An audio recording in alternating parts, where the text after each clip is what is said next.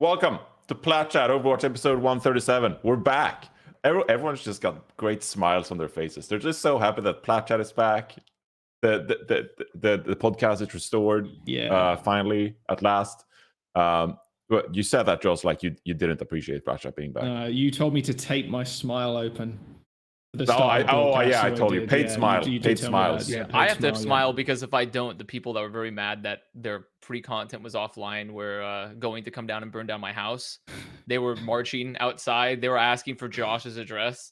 I was like, I wouldn't give it to them. They had those boards outside, just like get Plat Chat back, stuff like that, rioting outside the streets. Outside the front offices. Yep. We got LemonKiwi on the show. Welcome, LemonKiwi. Hi, I was just smiling because everyone else was, so. Oh, okay. Good. That's good social social conditioning. Yeah, That's good. I'm just a bandwagon smiler. Follow the smiles. Yeah, obviously we took a bit of a break, I guess, from Plat Chat. So, I'm not going to talk too long about that. But obviously, as everyone know, we did a co-stream for Plat Chat, or not Plat Chat, Copenhagen, the Valorant Masters tournament. And so we just shipped a bunch of production equipment. We sent men overseas to the lovely country of Denmark. I love sending men overseas. I put on a great show. Overall, it seemed like a big success for us. But obviously, that took a hit on Plat Chat Overwatch. Now, I will personally take blame here. Because I was the one who wasn't in fact in Denmark, so I was freely available to write rundowns and acquire guests and organize everything. I just got lazy, I just said fuck it. I couldn't. My fingers broke. I couldn't write any rundowns no longer, and so I will personally take accountability, despite the fact that I was stuck in like a motel. Separated from Costa during the tournament. I could have hosted the show from the motel. I could have hired guests. I could have utilized our budget, but I didn't. So if you want to blame anyone, blame me, okay? I was the problem. I got lazy, and now I went on vacation, and now I'm back. And I feel great, except, I want to go read a book or something. But here we are. I'm Plat Chat, episode 137. So, yeah. Not fucking setting it all up. I'm tired of this guy. I say we make a new mutiny. A new True, dude. We need a new host, and it shouldn't be me. I said host before the broadcast started, and now Johnny comes in, big dick swinging, kicks me off the host chair. Not happy. The host chair, dude.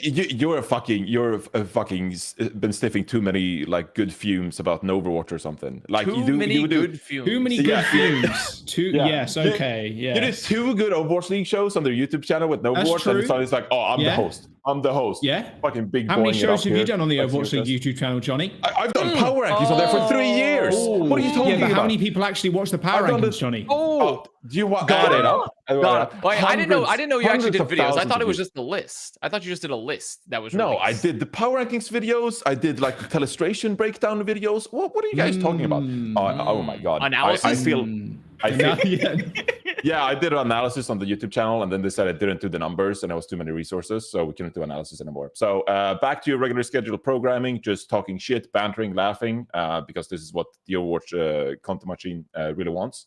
This is how the algorithm works. So anyway, we're going to discuss the entire Midseason Madness tournament, the good, bad, and ugly, everything that went into it. Obviously, we didn't preview the tournament, but now we're also recapping the tournament. So we could just talk about like everything relating to the tournament, from the setup, the format, the Hawaii situation, everything that went into it. And then also we'll talk about the match results. Obviously the tournament was fantastic when it came to the match quality, the meta, and all that good stuff. But I want to start like big picture here. Like just very big general thoughts about the tournament. Was it good? Was it bad? What did we like? What didn't we like? So, Avast, kick it off. You co-streamed for the entire week. What are your like general feelings about the tournament? Tired. But I mean, like, I think besides that, it was good. I mean, Hawaii was obviously, I think there was still a lot of chagrin. We're going to bust out some words here about Hawaii and the fact that it happened versus a regular LAN, especially because there are current LAN events happening. Yes.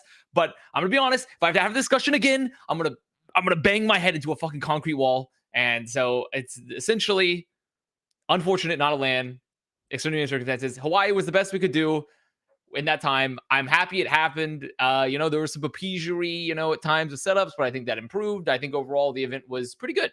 I think it was great. And besides the times, like for the North American viewers and such, and I think technically for Europe, if you're like a farmer for Europe, they were great times because you would wake up at like 8 a.m., like 7 a.m. or 6 a.m. or whatever, and be able to watch matches.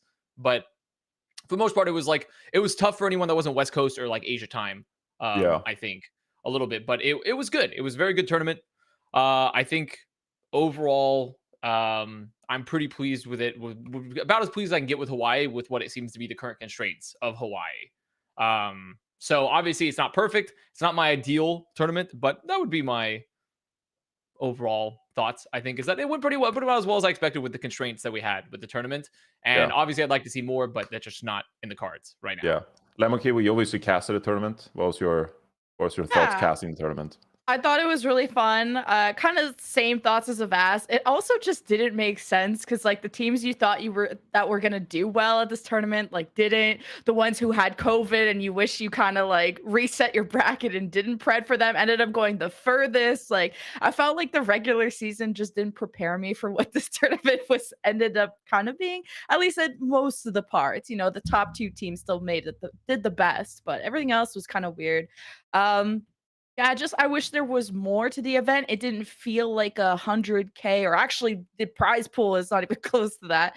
It didn't feel like the prize pool tournament, you know, the big kind of everything Avast said. I wish there was more to it, more content, more sizzle reels, just even an audience. We did get that one shoulder content piece where they're just like, who's the most reliable teammate and like who's the most funny teammate. You know, we got that one content piece out of it. I thought that was really funny. Yeah. That was good. I like that one. Jaws, what do you think? Yeah, I think it was good. The funny death situation at the very beginning, I think, kicked it off quite aptly. It was good. Obviously, that they did end up changing it, but I did find it very funny, all the memes that came out. And I think the best thing about having the events with not all the players, of course, from the APAC teams, but, you know, the collusion, Reiner kissing a homie on stream kind of moment, like that kind of stuff. That was great. It was good to see all the players like personality come out a little bit. Lastro just everybody just flipping each other off across the room. Like, dude, the amount of memes that were created from the mid-season bans was crazy. Yeah. And like, look, at the end of the day, if you're going to have a live event with a crowd and like all the cast is there and shit too, you're going to get COVID. So, I mean, this is probably the best situation possible. Like, that we could have had. Yeah, it could have been better, sure. But overall, like, again, the match quality was insane. I think this is some of the best Overwatch we've seen in a long fucking time. And yeah, overall, it was pretty sick. Yeah, it was funny. Like the last day, they realized obviously they couldn't like give each other the finger, so they started pointing like the pointer finger. I don't know what that finger is called. Dude, it has like a Latin name or something. The Violet tweet actually just tipped me over the edge, and it was the quote tweet of Lastro doing that behind the monitor, and he was like, "I respect him so much." Like that tweet actually sent me over the edge, bro. Legendary. Yeah. It was good. They're not actually like. I'm assuming you could. Does anyone know if they're actually getting fines for this, or are we cool with it now? Or is the league just cool with it? Yeah, are we just chill with it? I think it would be because if so, that's great. That's a win. That's a win if they're just chill with it now. I'm just saying, like, I'm not looking for negativity here. I'm simply saying, like, if they're cool with it, fantastic. I'm glad that we've embraced that direction of when the players get together and are flipping each other off, that's fucking funny. That's funny. You know, like it's funny. Like, so I'm hoping that's the thing that we embrace moving forward. And it was good. It was really cool. And that one of those things that we like about LAN and having those events is that the player personalities get to come out. And honestly, you know, a lot of people were lamenting the setup in Hawaii, and I kind of lament it as well, but also it did provide some interesting moments like that where the players were close to each other. So I think there was like some downsides, some upsides in regards to that overall. So I suppose it was kind of ironic with the desk situation that obviously like everyone came into it and they're going to sit like literally opposite each other. And like I understand the reasoning why that wouldn't work. Obviously that's not a reasonable solution in the slightest to have the teams like that close to each other. But I think a lot of people's option would have been like, let's put them very far away from each other in like a bigger kind of room, or let's put them in separate rooms entirely. But because they were like kind of close to each other, there was still that like human interaction kind of element. And obviously all the memes that came of that, you already mentioned it. This tournament really felt like the best case scenario for what was available to us. Was this the initial? Yeah, this was the first setup. This is the initial one. And it was very rough. It's rough to look at, to be honest, especially comparatively to the events that were happening at the time. It was rough, but it also feels like, once again, these aren't the same circumstances that everyone else is working with you know, but yeah, so I kind of want to touch on that as well, because I think, as already mentioned by a couple of you, that we obviously want to have arena events. We want to have a live crowd. That is what esports is supposed to be. And, you know, if I had to seriously ask any of the higher ups or like team owners, they would probably agree that, like, you know, a crowd is what we ultimately want to achieve here. The other option would have been, of course, that we split up the regions. So North America would have continued to have like a mid-season madness by themselves. And then the Asia teams, you know, with between Korea and China, they will have like their own tournament. Probably not even, you know, in an arena because of the COVID situation in China, but they would have like done their own thing. And I think reflecting, judging how well Hawaii went, I guess in hindsight, you would say like, well, those separated, kind of like separating the competition, it wouldn't have been as entertaining to watch, because now we got the global competition.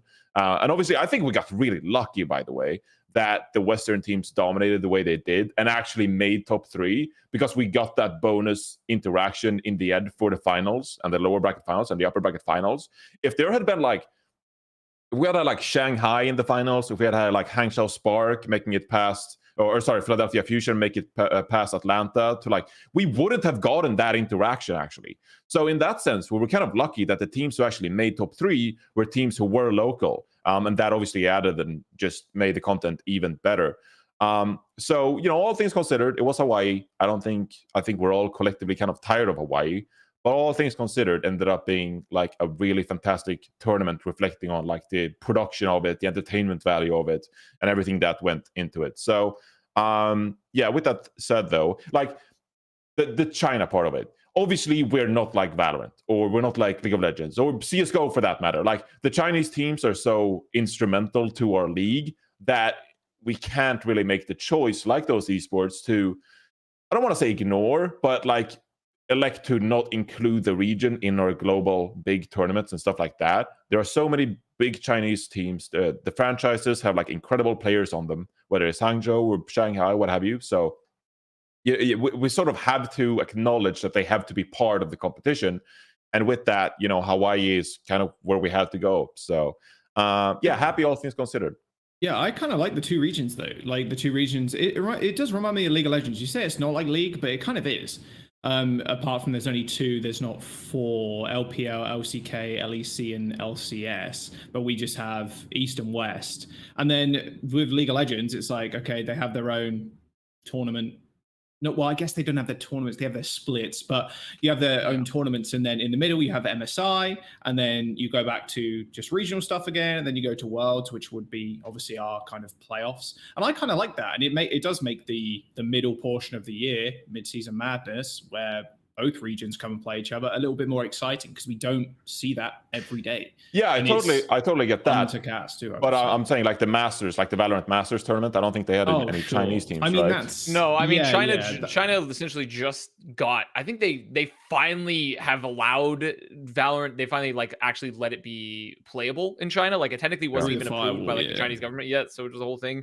So my big concern was more so like, I think the one thing I will say in relation to this, like I understand the constraints you're working with, and I think one of the clear arguments to be made was like, why was it not done in Korea, right? Because then you could have people situated with like Seoul, right? You could have Seoul there actually at the event, and then you could also be still close to China in terms of ping, perhaps even closer to China. It's just, but obviously it's more logistics, right? But like obviously at the end of the day, it just depends on like what level of investment we're going to be putting into the league. And I do think people also say like, if we had a venue finalized right for the midseason madness, and then it came out like, oh, we still can't get any of the teams here, like it's kind of hard to pivot very, very quickly away from those plans into new plans, right? Which is probably why it went back to Hawaii, I imagine. Well, yeah, it's also the visa thing, right?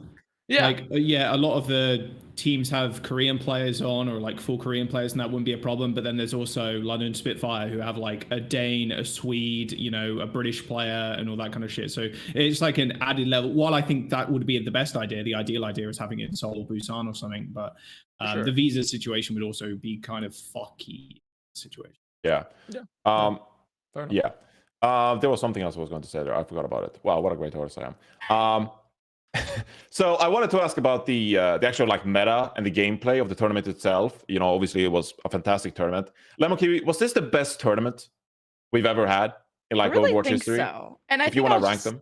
I definitely think this was the most exciting one. I also missed kickoff clash, so it's like because I was doing like another event. So this was kind of just coming into this. I mean, even we said we played a ton of maps, like in terms of a lot of game fives and stuff like that. But to also tie into like how much I love that we're one of the few esports that can collide all our regions together, or at least we're trying to make the effort to do so, is that I feel like Overwatch is played so differently in these other regions. Like this isn't just like better and worse teams everywhere in the world. It's like you watch APAC and it's played differently than it is here. And maybe, esports is like that, but at least just my exposure to it, it's cool to see the clash of different styles. And I think if we were to separate just APAC and NA or just not have that clash, it would be so one-dimensional in their thinking of the meta.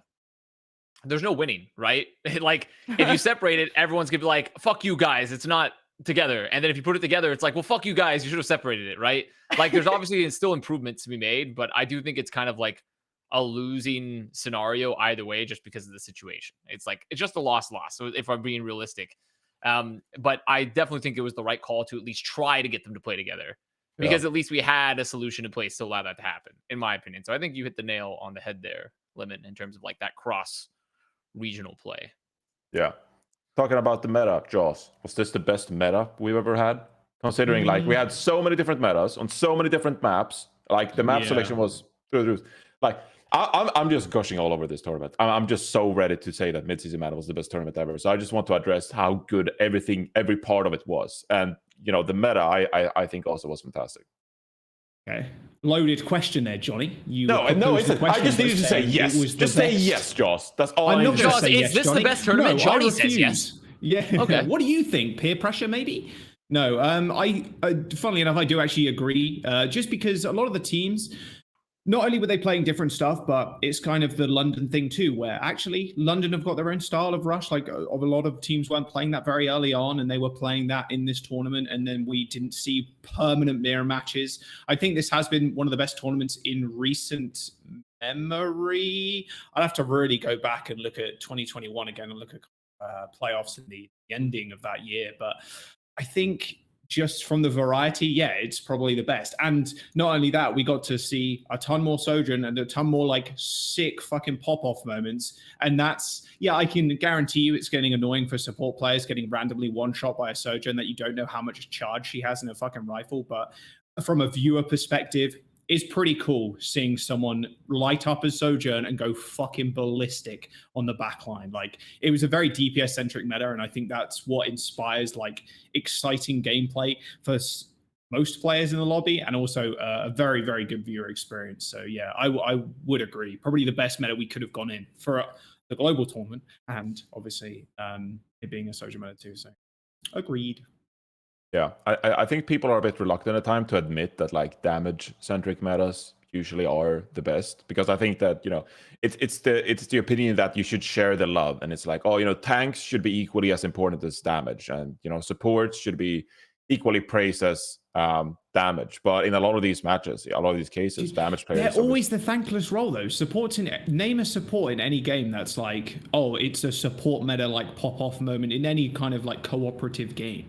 They are the most like invisible, if it were. Like, there's a reason why DPS, like in World of Warcraft, for example, no one wants to play a fucking healer. No one wants to play a tank. Less tanks in the game than there are healers, but way more DPS than there are healers and shit like that.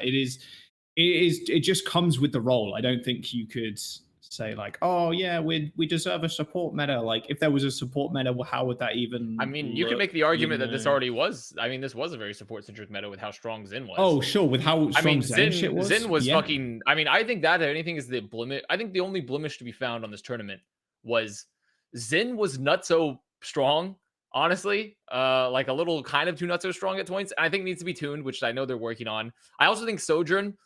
after that stage of Sojourn, I'm like, okay, she needs to be tuned as well. Yeah, because that was like the two in conjunction were a little bit too fucking strong. It was really cool to play though. I will say I'm willing to give both of them a pass, just because at the end of the day, it's fun to watch. But the consensus is for a lot of people, it seemed, especially players that were like support players or even like tank players at times, like, there didn't seem to be, especially towards the end of it, there started to be a growing resentment of the masses, the downtrodden cucks that are supports and tanks, that were just like, this sucks. Like it's so hard to dive this in. He's so beefy. He's got fucking Bruce Lee kicks now. And then on top of that, Sojourn is sliding around and it's wicked as fuck to watch, but you're getting one-shotted. And like her escape mechanics on top of all of her utility and her damage is a little powerful comparatively. Like we saw a lot of the other DPS picks get forced out of the meta because of that. So it is definitely something that to me was a slight blemish, but I think overall the meta was very open and pretty good. People don't do a great job of appreciating what they had. Because we're gonna chat a little bit about the contenders meta later.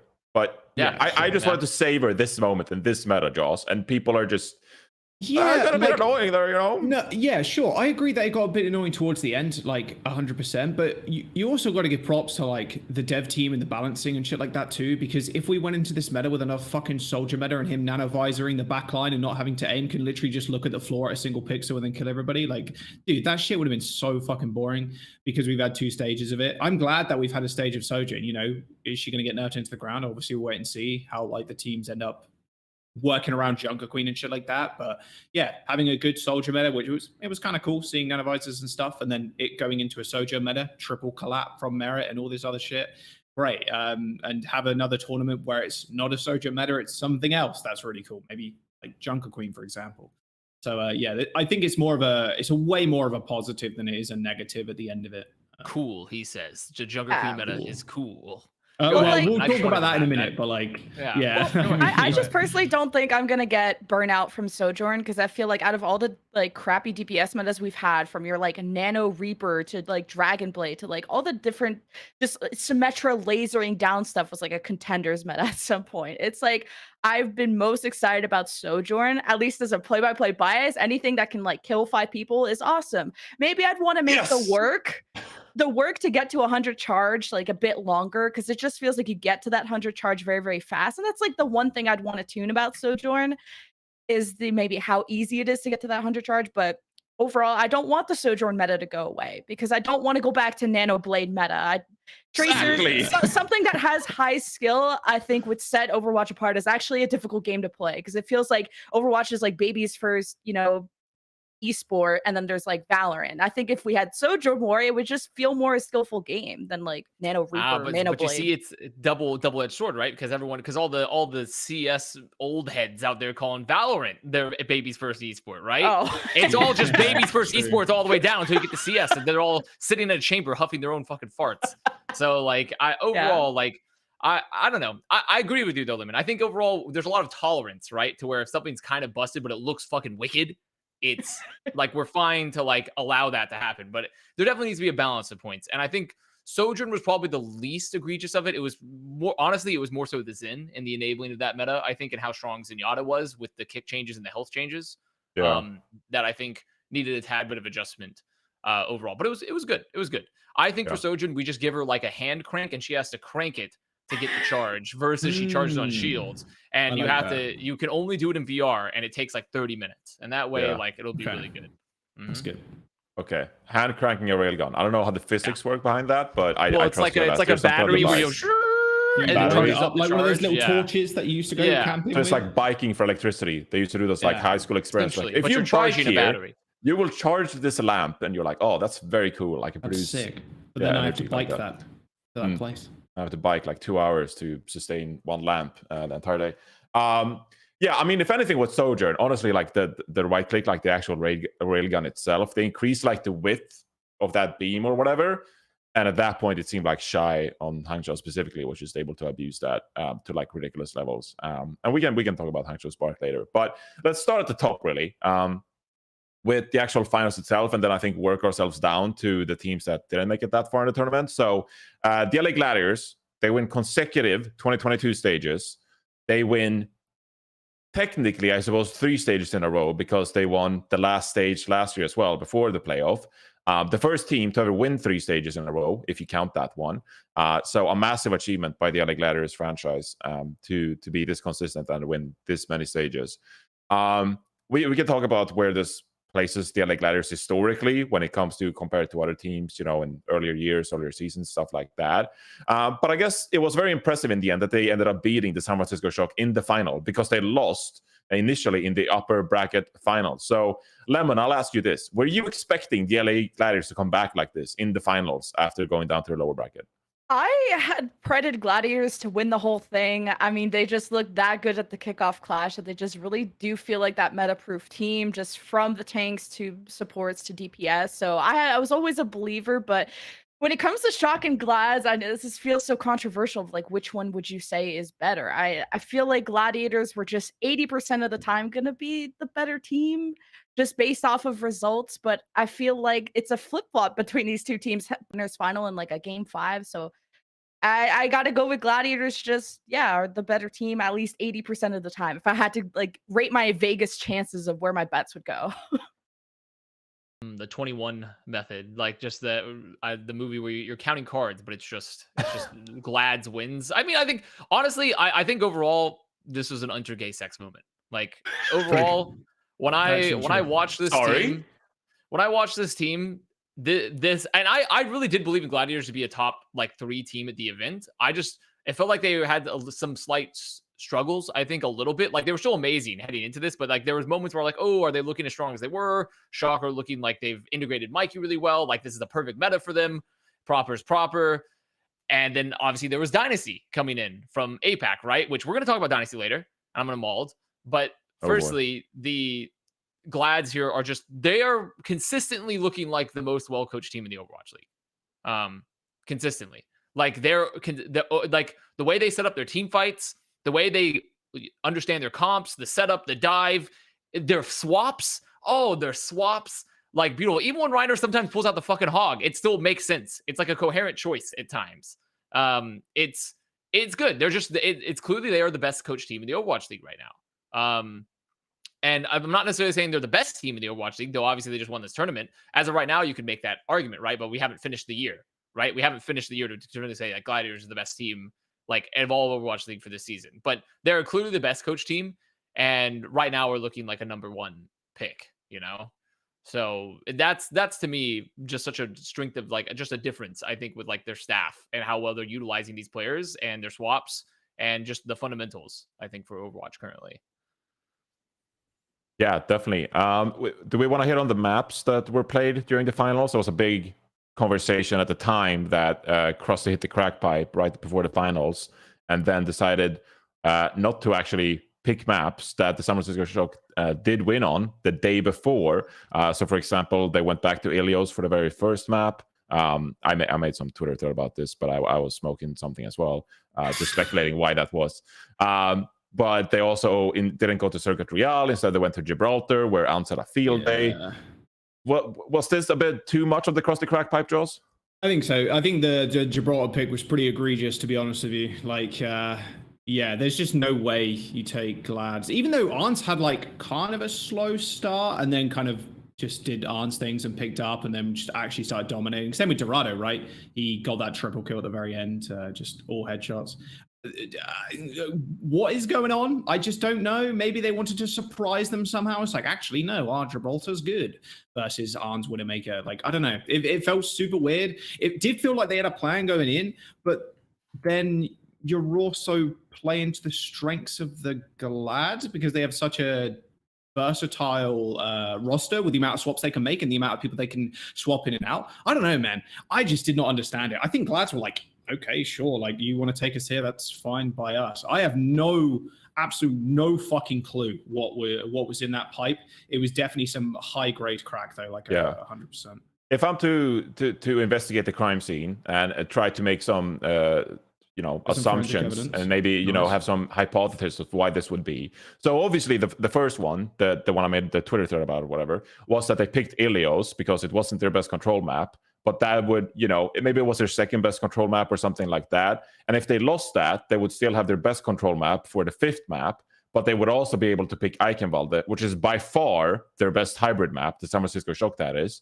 And so then you're forcing Eichenwalde, your best map, to be in the pool for the finals. Whereas if you win control, the Glads probably take you to a Kings Row, Midtown, and you won't be playing your best map, which is a guaranteed map win. And the series, like I said, it wasn't this time around because Gladiators actually won it, which was one of the biggest surprises, I think, of the finals itself. But then also, like, if you were to speculate about like the Circuit Real Gibraltar thing, a wild assumption might be that maybe Krusty was like, the Gladiators have spent the entire night like going through the circuit rail and what went wrong, and we don't want to give them a chance to like implement their changes into that circuit rail, and maybe those changes will be enough to take us home, and then instead we'll surprise them with Gibraltar, and we'll be more ready on that map than that they were themselves. I just don't buy that at all. No. This is just speculation, okay? This is LMO detective reinforced at work, okay? So you gotta bear with me. I'm dealing with what I have available at the crime scene here, and I'm twisting the bottom. Ignoring the eyewitness testimonies. Yeah, we'll get to that, and I'll see if they're lying or not. We'll get to that. I don't think Gibraltar was that bad of a pick, though, right, Johnny? Like, and the core of the statement, like Ilios, sure, but Gibraltar, they had like a 2-0 record leading into that. Like they had won both the times they played it, and they have on this team, like and Mikey, which they integrated, right? So like, I wanted to get to that. Wasn't a crack. Yeah, go ahead. Yeah, so I wanted to get to that. Like, the other option would be that they saw something in Circuit Real that they were like, this is a strength we have on Circuit Real, like Kilo, for example. They said, if we go to Gibraltar, we'll like exaggerate that strength because Gibraltar plays better to that strength in which we dominated the LA Gladiators. Now, that's just speculation. I think overarchingly, the biggest takeaway as to why the LA Gladiators won both Dorado and Gibraltar in this case was that Ans fucking popped off, okay? In a way that Ans hasn't popped off this entire season. And, you can talk all you want about his 2020 season, and you can, use this recency bias to justify Ans' performances earlier in the season. But I would quite firmly say that Ans hasn't played this well the entire year. And this was his 2 best performances maps, like, to date in the 2022 season. So I have to give tons of credit to Ans for actually showing up when it really mattered in like a tournament finals. And I think that was the edge compared to Kilo, who, didn't have as good of a performance. Whereas I think we'd expected Kilo to, be an impact player going into it. So I basically just want to give Ans a ton of credit because I think he was instrumental to this Gibraltar and Dorado win. Yeah, he killed literally everybody. I mean, the thing is with the Shock too, it is actually becoming a trend at this point where they just end up choking a little bit in these high pressure situations. Happened to Dallas, and everybody was like, how the fuck did they go out so early? Like they've been they still have an undefeated record in the regular season, and then they go to these big high pressure events, whether it's a LAN, whether it's Hawaii, whatever the fuck, it doesn't matter. And then Finn is like randomly using Transcendence for no reason, or like randomly nanoing for no reason. Like this point on the map, he fucking randomly nanos Violet, and then is like looking around and like, the fuck is happening? Like, what did I do that for? Like, it was clearly like a mistake. And I don't know about the rookie factor. I mean, I don't know. I don't think so. I think it's just more of a tournament thing because he's not been doing that throughout the entirety of the regular season. He's been very, very, very solid on the Ana, Zen, whatever the fuck you put him on, right? And I'm not sure about Kilo specifically, but maybe the nerves were getting to him a little bit playing against the best Widowmaker in the world in Arns. And yeah, I don't know. I think there is a little bit more to that. A little bit more to Shock having a game plan and all this kind of shit going to Gibraltar and stuff than just the map pick. We're gonna throw them off slightly, maybe. I don't know. I think it was a little bit that more of them choking, and I think I would have preferred them going to maps they're more comfortable on and that may be less comfortable for the Gladiators because Shock now have a history of kind of choking a little bit. All right, right on. We're gonna be discussing tournament MVP later, or like who we kind of like the most mid-season MVP, whatever. But just talking about the LA Gladiators, in this finals and maybe their performance so far this entire tournament. Lemon, did you have like a favorite LA Gladiators player that like really stood out to you this tournament? I think Shu won player of the match for the finals itself, and obviously Shu was great. But there's also Kevster, Reiner. Was there anyone specifically that like stood out to you? I'm just like super biased for Reiner. I mean, I've casted him, and I feel for so long, and I just knew his potential, and it was cool to just see him even flex at things like the Doomfist and things that I didn't think were gonna be in his wheelhouse. Oh, I'm getting a call. But to just touch up on quickly the maps from the Shock too, for sure. just to touch on that part, they did use Mikey just a lot more this tournament that they really did in the regular season. Obviously, just signing him, only using for control maps, only ball maps. So when I kind of saw just how much they used them in the series, if they're leaning more towards ball and Winston maps, then that's how the Gibraltar, Eichenwald, and Ilios makes sense to me. If you want to avoid Doomfist-centric maps, or at least try to make your Winston matchup or Hammond matchup a little bit more friendly, because they just played a lot of Mikey on those heroes for that. So that's how I thought the not Circuit Royale made sense for that if they wanted to work something around Mikey's strengths. But overall, yeah, it's like I question sometimes the maps, but then I also will always fall back to they're the coaches. They know they are working towards a specific reason. And as much as I want to say LOL crusty crack pipe, like, coach of the year and very good team, I'm not going to question it, I mean, also, once again, it just wasn't, they, like you said, Lemon, they weren't bad picks. I think we touched on the maps, but they're like, there is no real core weakness in the Shock other than the fact they don't have a Hyperflex tank, right? Like, that's like their biggest current weakness is that they don't technically have a dedicated main support player since they have Violet, while, like Glads has Astro. But I do think that like the map pick thing here was, I don't know. I didn't see like the huge things because, like I said, that's actually a great point too, is the Mikey point, where they clearly were relying on Mikey's Winston and Ball a lot more in this, like heading forward, than they were Kalush. Kalush became a little bit more of like that flex pick on certain maps versus like the main player they were looking to play around. So, I thought the map picks were overall fine for Shock. They just got on Gibraltar. And realistically, they just had some beef moments from Finn, and just they weren't looking nearly as coordinated, which is to be expected. And I think I should have seen that coming in too, where I was thinking about them and their wins, because they really hadn't been looking like the most coordinated team in North America heading into the event. They've been looking like the team that just had an insane amount of fucking talent. They didn't look like the most like coordinated team, I think. But it is what it is, right? Yeah. Let's move on and talk about the San Francisco Shock for a bit here, because they did get second in this tournament. They're still, like you said, Josh, they're undefeated in the regular season. And they only really had that disappointment in the kickoff clash, right? Where they didn't really make it as far as we would have liked this very talented, individually skilled team to be. But then they get second place here, and might be a bit of a, I've really overused this word recently, but a bit of a breakout tournament for the San Francisco Shock, in terms that they have a lot of rookies on this roster, and they still made it incredibly deep and got second place this tournament. I mean, Proper was absolutely insane at times, the way he destroyed Kevster in the upper bracket finals. I think even people mentioned somewhere that like Kalush has like a mid Winston or something like that. But I've been like incredibly impressed by Kalush's ability to adapt to the Winston and actually play it at a very high level. And then of course you have the backline. So the San Francisco Shock, they get second place here. Are you like disappointed if you're a Shock fan that you like won the upper bracket final, but then you end up losing in the finals? How do you feel as a Shock fan right now, reflecting on this tournament?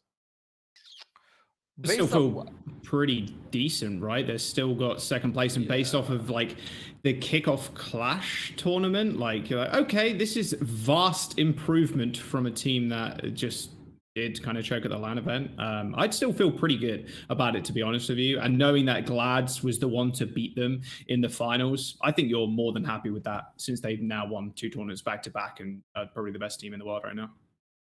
Yeah, I think Jaws hit the nails on the head there. Like, I think for them, like comparatively how bad, like how rough their kickoff clash was, this was a huge turnaround, especially against the Glads that are continuing to just look amazing, right? And they had some incredibly, they kind of blew Shanghai Dragons out of the water, right? So like it wasn't like they had, I would argue like maybe their team schedule was like a tad easy getting to that point, but like they got the Dragons, which should have been a real test. They blew them out of the water. And then they beat Glads the first time, and they lost them in the finals. And it was a pretty decent finals, right? Like it wasn't a terrible finals either. Like comparatively to many of the Overwatch finals that we've seen. So I think for Shock fans, you should be happy with this. It's just clear that you need to like shape up a bit, be a little bit more coordinated, a little bit more composed during the high pressure situations. I'm like, if I'm a glass half empty kind of person, why can't they win a tournament though? Like, how do you go undefeated in the qualifiers, the regular season? You're the number one there, but then as soon as you go to LAN, we're not sure about you anymore. So that's it. Yeah, I mean, I'm never gonna. Yeah, I'm never gonna complain about being number 2 though. But it's like, why can't they win? Yeah, I just think I think Finn's performance kind of painted that picture pretty well. Like Finn is an unbelievable player.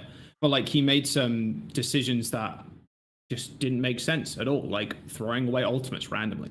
And remember back to kickoff clash, like they weren't obviously performing at 100% there for whatever reason. I think this tournament has shown that they can go from a weak start to like a pretty decent turnaround in the Midseason Madness tournament to maybe even winning the next one. I wouldn't put it past them to just kind of shore up those problems that they've had, maybe because of their rookies coming into the big leagues, and then winning the next one. What's the next one called? Summer? No, I don't know. Summer Showdown. Summer Showdown. Summer Showdown. Yeah. Okay. Cool. Yeah. So I wouldn't put it past them to win the Summer Showdown just from the rate of improvement that we've seen throughout the tournaments. But I think in general, early on, they weren't looking great in Kickoff Clash. Obviously, the qualifiers they did fantastic, and they have done a regular season. I would put it down to that, honestly. I think they're getting better at beating other teams, but not Glads. I feel like the same Game 5 scenario keeps happening against the Glads. They might be better at beating everyone else, but I feel like it's everyone got worse and they got better situation, or stayed the same. I don't know if Shock would win the next tournament. I'm not sure. Depends on what the meta is going to be, right? And like what is like happening with them. But I mean, it looks like they've been figuring out their rotation for the players a lot more. I think also something to think about when we think about their undefeated regular season thing too is that their strength of schedule for stage 2 was not very hard. Their strength of schedule was pretty easy when you look at their strength of schedule, right? Like they played Boston. They played Dallas Atlanta, that was looking Mayhem, rough, right? Toronto, Mayhem, Vancouver. Titans, Toronto, Spitfire. Yeah. Like obviously Spitfire had a good stage, but I still wouldn't have considered Spitfire like a top like 3 team, right? Like it's not a team that's like necessarily gonna like always. It's a team that's clearly doing well and is like towards the top of North America currently, but it's not a team that I would consider like someone that's necessarily gonna like 100% guaranteed to have a close match versus them at this point, right? So I do think that this was just like a relatively easy stage for them too, which continued to like, and it's not that they looked bad, right? They had a great tournament run. It's just sometimes that undefeated strength of schedule, undefeated regular season schedule, I should say, is not necessarily like the clearest indicator. The best. Okay, so devil's advocate here, though. When Vancouver Titans set the league record in 2019, they weren't playing the best teams either, because it's the regular season. It's not a tournament. I get it, but it's a regular season, and they were playing like 2019 Paris Eternal, Los Angeles Valiant with Costa on the bench, Guangzhou Charge, Boston Uprising 2019. Like these are the teams that Vancouver Titans beat. And ultimately, a couple of really great teams to set like the regular season win streak record. And I think the San Francisco Shock could repeat that or like perhaps beat that this season, But that's just naturally going to involve like bad teams because it's a regular season round robin kind of thing. Yeah. And but also you have to take into account form, right? It's not that Shock have been playing amazingly, but like it was very clear at that time when Tiny set the record that they were one of the 2 teams in the entire league that were just the best at the competition. They were the juggernaut. While there are lots of good teams that can play the style that Shock was playing, right? And could potentially play it like better even. So I don't think it's like quite as clear cut here based off just the record alone. Yeah. All right, fair enough. The San Francisco Shock. Also, I'd like to say that the finals, as you mentioned, Avast, it was a pretty good finals, but it was so much closer than I think people like are going to remember this finals for. Because yes, it started out with the Gladiators up 3-0, and obviously they beat Shock on Eichenwalde, which I mentioned was like the big kind of deal breaker for me. But then also the way San Francisco Shock clawed back on Lijiang Tower, with their Torbjorn pick for a moment there, abusing Paripan, switching over to the Sombra and really finding that weakness and abusing that. And also Dorado went to like a 5-4 scenario. Like how often do we see 5-4 Dorados? And then it ended on overtime. And Costa went over this on his stream. I mentioned it during the broadcast as well. I think that like it was really like a choke job from the San Francisco Shock as well. Just like the way they lost first point, there was that Violet bash on point A where he like rallied and then got bioed, and Finn trans to try to save him, but he's bioed, and so they're not doing that. But also on point A, I think that Kilo, he like misses a Widowmaker grapple, and he's supposed to like grapple up to the high ground on the defensive high ground, and he like fails the grapple and falls down where you capture the point, and they just like dive straight onto him. So you lose Violet that way, and you lose Kilo that way, not being able to have like supplementary fire from the high ground. Then obviously you went over to point B, you have that Ans 3-4K, and then Mikey rolls out of spawn and just takes a ton of damage that results in a C9 to end Dorado. So I think, if there hadn't been any like major mistakes that shouldn't have happened in the finals of the Midseason Madness, I think realistically go to like a map 7 based on the momentum and everything that's going on. And then obviously we have a map 7 finals, right? And it's 4-3, whoever wins it. But that's about as much as you can ask for a final. So it ends 4-2, and yes, the Gladiators went up 3-0, but I think this was an incredible finals, all things considered, and it really went down to the wire and ended in like the most surprising slash hilarious slash exciting way possible. So it was a we great definitely finals. were gifted, because normally it's like winners bracket or like losers bracket finals that are way better than grand final, or like not grand finals, but finals of the tournament or whatever. So yeah, I'm so happy it wasn't just a fucking blowout, because it just gets to the end and you're like, especially when you're casting and stuff, it's like, okay, who's casting the lower bracket final? Who's casting the winners bracket final? Okay, you're probably gonna have the best games, you get the prestige of casting the final, yeah, whatever. But like, it sometimes is not the best game. So yeah, I'm super happy actually for Seth and Avril for casting that and not getting an absolute stomp. So that was Avril. I don't know, Avril and Seth's first, or I don't know about Seth's, but it was definitely Avril's first. Seth's had a stage final, I think, but Avril's first final, mad fucking props. Avril, let's go, about everybody. Time. Now, I mean, it's a trade-off, right? Because in one play we're half of Avril, but the other time Avril's dumb and stupid because he likes APAC. So like, it kind of it trades both ways, right? Jeez. Damn. Yeah, I mean, I was definitely an APAC fan this tournament as well, and I got flipped upside down with my Preds. But we'll talk about that later. First, I want to address the Atlanta Reign. They got third once more, I suppose, in these tournaments. I think Gator tweeted out that they made like top 4 or top 3 in the past 6 tournaments. That is ridiculous. So obviously, this stage, last stage, 2021 playoffs, Countdown Cup last year. I don't know about then Summer Showdown and Juniors, they made it as well to Hawaii, I believe. So yeah, top 4 in the past 6 tournaments. That's actually a crazy stat that we don't give the Atlanta Reign credit for. So, mad props to the Atlanta Reign. But it is kind of funny because now we have a situation on our hands where like the Fusion are like doomed to eternal second place, according to, the Fusion's record over all these years. And the Atlanta Reign, they're just doomed to like third place. So, which is our favorite brand moving forward here? The Fusion number 2 or the Atlanta number 3? What do we think? Are they competing storylines at this point? I feel like they're competing at this point. I'm literally looking at the record. If you discount 2020, 2021, June Jabs third, 4th in Summer Showdown, 3rd in Countdown Cup, playoffs they got 2nd in 2021, 3rd in Kickoff Clash, 3rd in Madness. Like, dude, we just need a playoffs at the very end, or the playoffs at the very end of the year to be Atlanta Reign coming 3rd, Philly coming 2nd, and then like Glad's coming 1st or some shit. Like that would be the most poetic ending to the year of all time, I think. A team literally too spiteful to lose in playoffs. Yeah. That team is like, every time they come in, I'm like, man, they're not looking good. And every time they fucking activate the nitrous, it's Vin Diesel family time. Every moment they get to fucking playoffs. Like, it's just it's crazy. I can't, honestly, I just have to I give them respect though. Like, they are tournament beasts. So fair enough, Reign. Fair enough. Go ahead, Lemon. Sorry, I cut you off, I think. No, it's okay. I was just gonna say that I feel like Fusion is APAC's Atlanta Reign in terms of, you might think they look super good on paper. Philadelphia, the Korean Atlanta Reign. Yeah. It's like, but it's just in terms of like their identity of they're either super capable at clutch or they super choke. And as a fan, you will never feel super confident in your pred on Atlanta or Fusion, because on paper, both those rosters look good and somehow they perform better at LAN, but then the regular season, you never know what you're going to get. They're kind of box of chocolates type of teams. So I actually find Fusion and Atlanta kind of similar, at least in my way of viewing them as a fan. Yeah. I also want to mention that I think that's something we don't give the Atlanta Reign credit for enough as well, is the fact that they've made top 3 now, the past 2 tournaments, without Unter. Because I think reflecting on last year, a lot of people, and justifiably so, given the circumstances, they looked at the Unter signing and they were like, hey, Atlanta, you guys need coaches. Unter came in, and obviously they found lots of success last year. And part of that was strategic as well. Atlanta Reign, they opted for some unorthodox strategies, like Reiner, for example, at times where other teams weren't necessarily playing it as much. And they found success with it to the point where they even beat Dallas Fuel in the lower bracket final last year in the playoffs, right? And so I think a lot of people, they give Unter a lot of deserved credit for that run and his contribution to that team.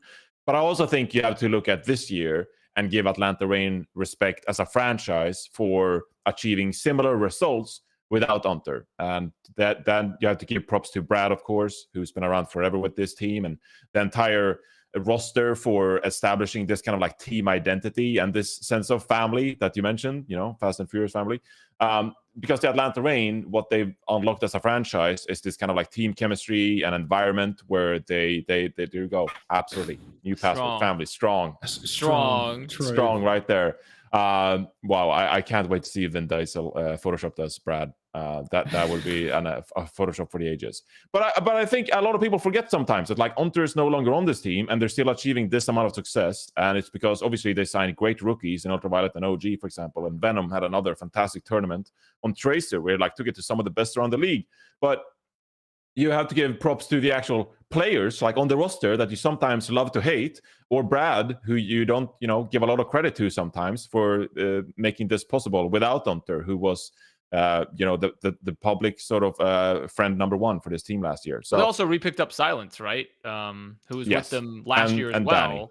Danny, and yeah, but Danny's been with them the whole time, right? Yeah, so sure. Danny's always been there, but like Silence left and then came back as well after a hiatus. So, definitely maybe an underappreciated coaching staff, but I think also people love to hate on the players, like you said, Johnny, for the rain, but it's very clear. And I'm glad also this was an amazing tournament for Hawk. I'm going to say, I know Venom was like very, very standout. But I think, and so was really like multiple portions of the rain, right? But this is an amazing tournament for Hawk. This is like, I remember, does anyone remember back to preseason? I know most of us can't remember more than like 20 minutes ago, but like, I said, like, I thought Hawk was going to be, like, I can't remember what the exact accolade I gave him, but like, I thought he was going to be like potentially the most valuable player for his team, or like the most valuable tank player for the league in the league. And this sort of showed that potential for him, because they started getting away from like, we're splitting tank time to only playing Hawk because he has so much flexibility and mechanical depth. And it worked. It worked. Like, obviously his main tank still wasn't amazing, but it was clear that having Hawk be the full-time player for this team allowed them such a greater amount of flexibility and like breadth of strategies, which I liked a lot for the rain. I think it fixed a lot of their issues. Yeah, it's been an interesting kind of difference between some of these teams that I think we're still seeing struggling. Maybe we'll hit on that later, where like some teams, they're committing to one tank. In the case of Hawk and Atlanta Rain, and they submit that like, well, his Winston is not going to be awesome on Dorado if we're forced there.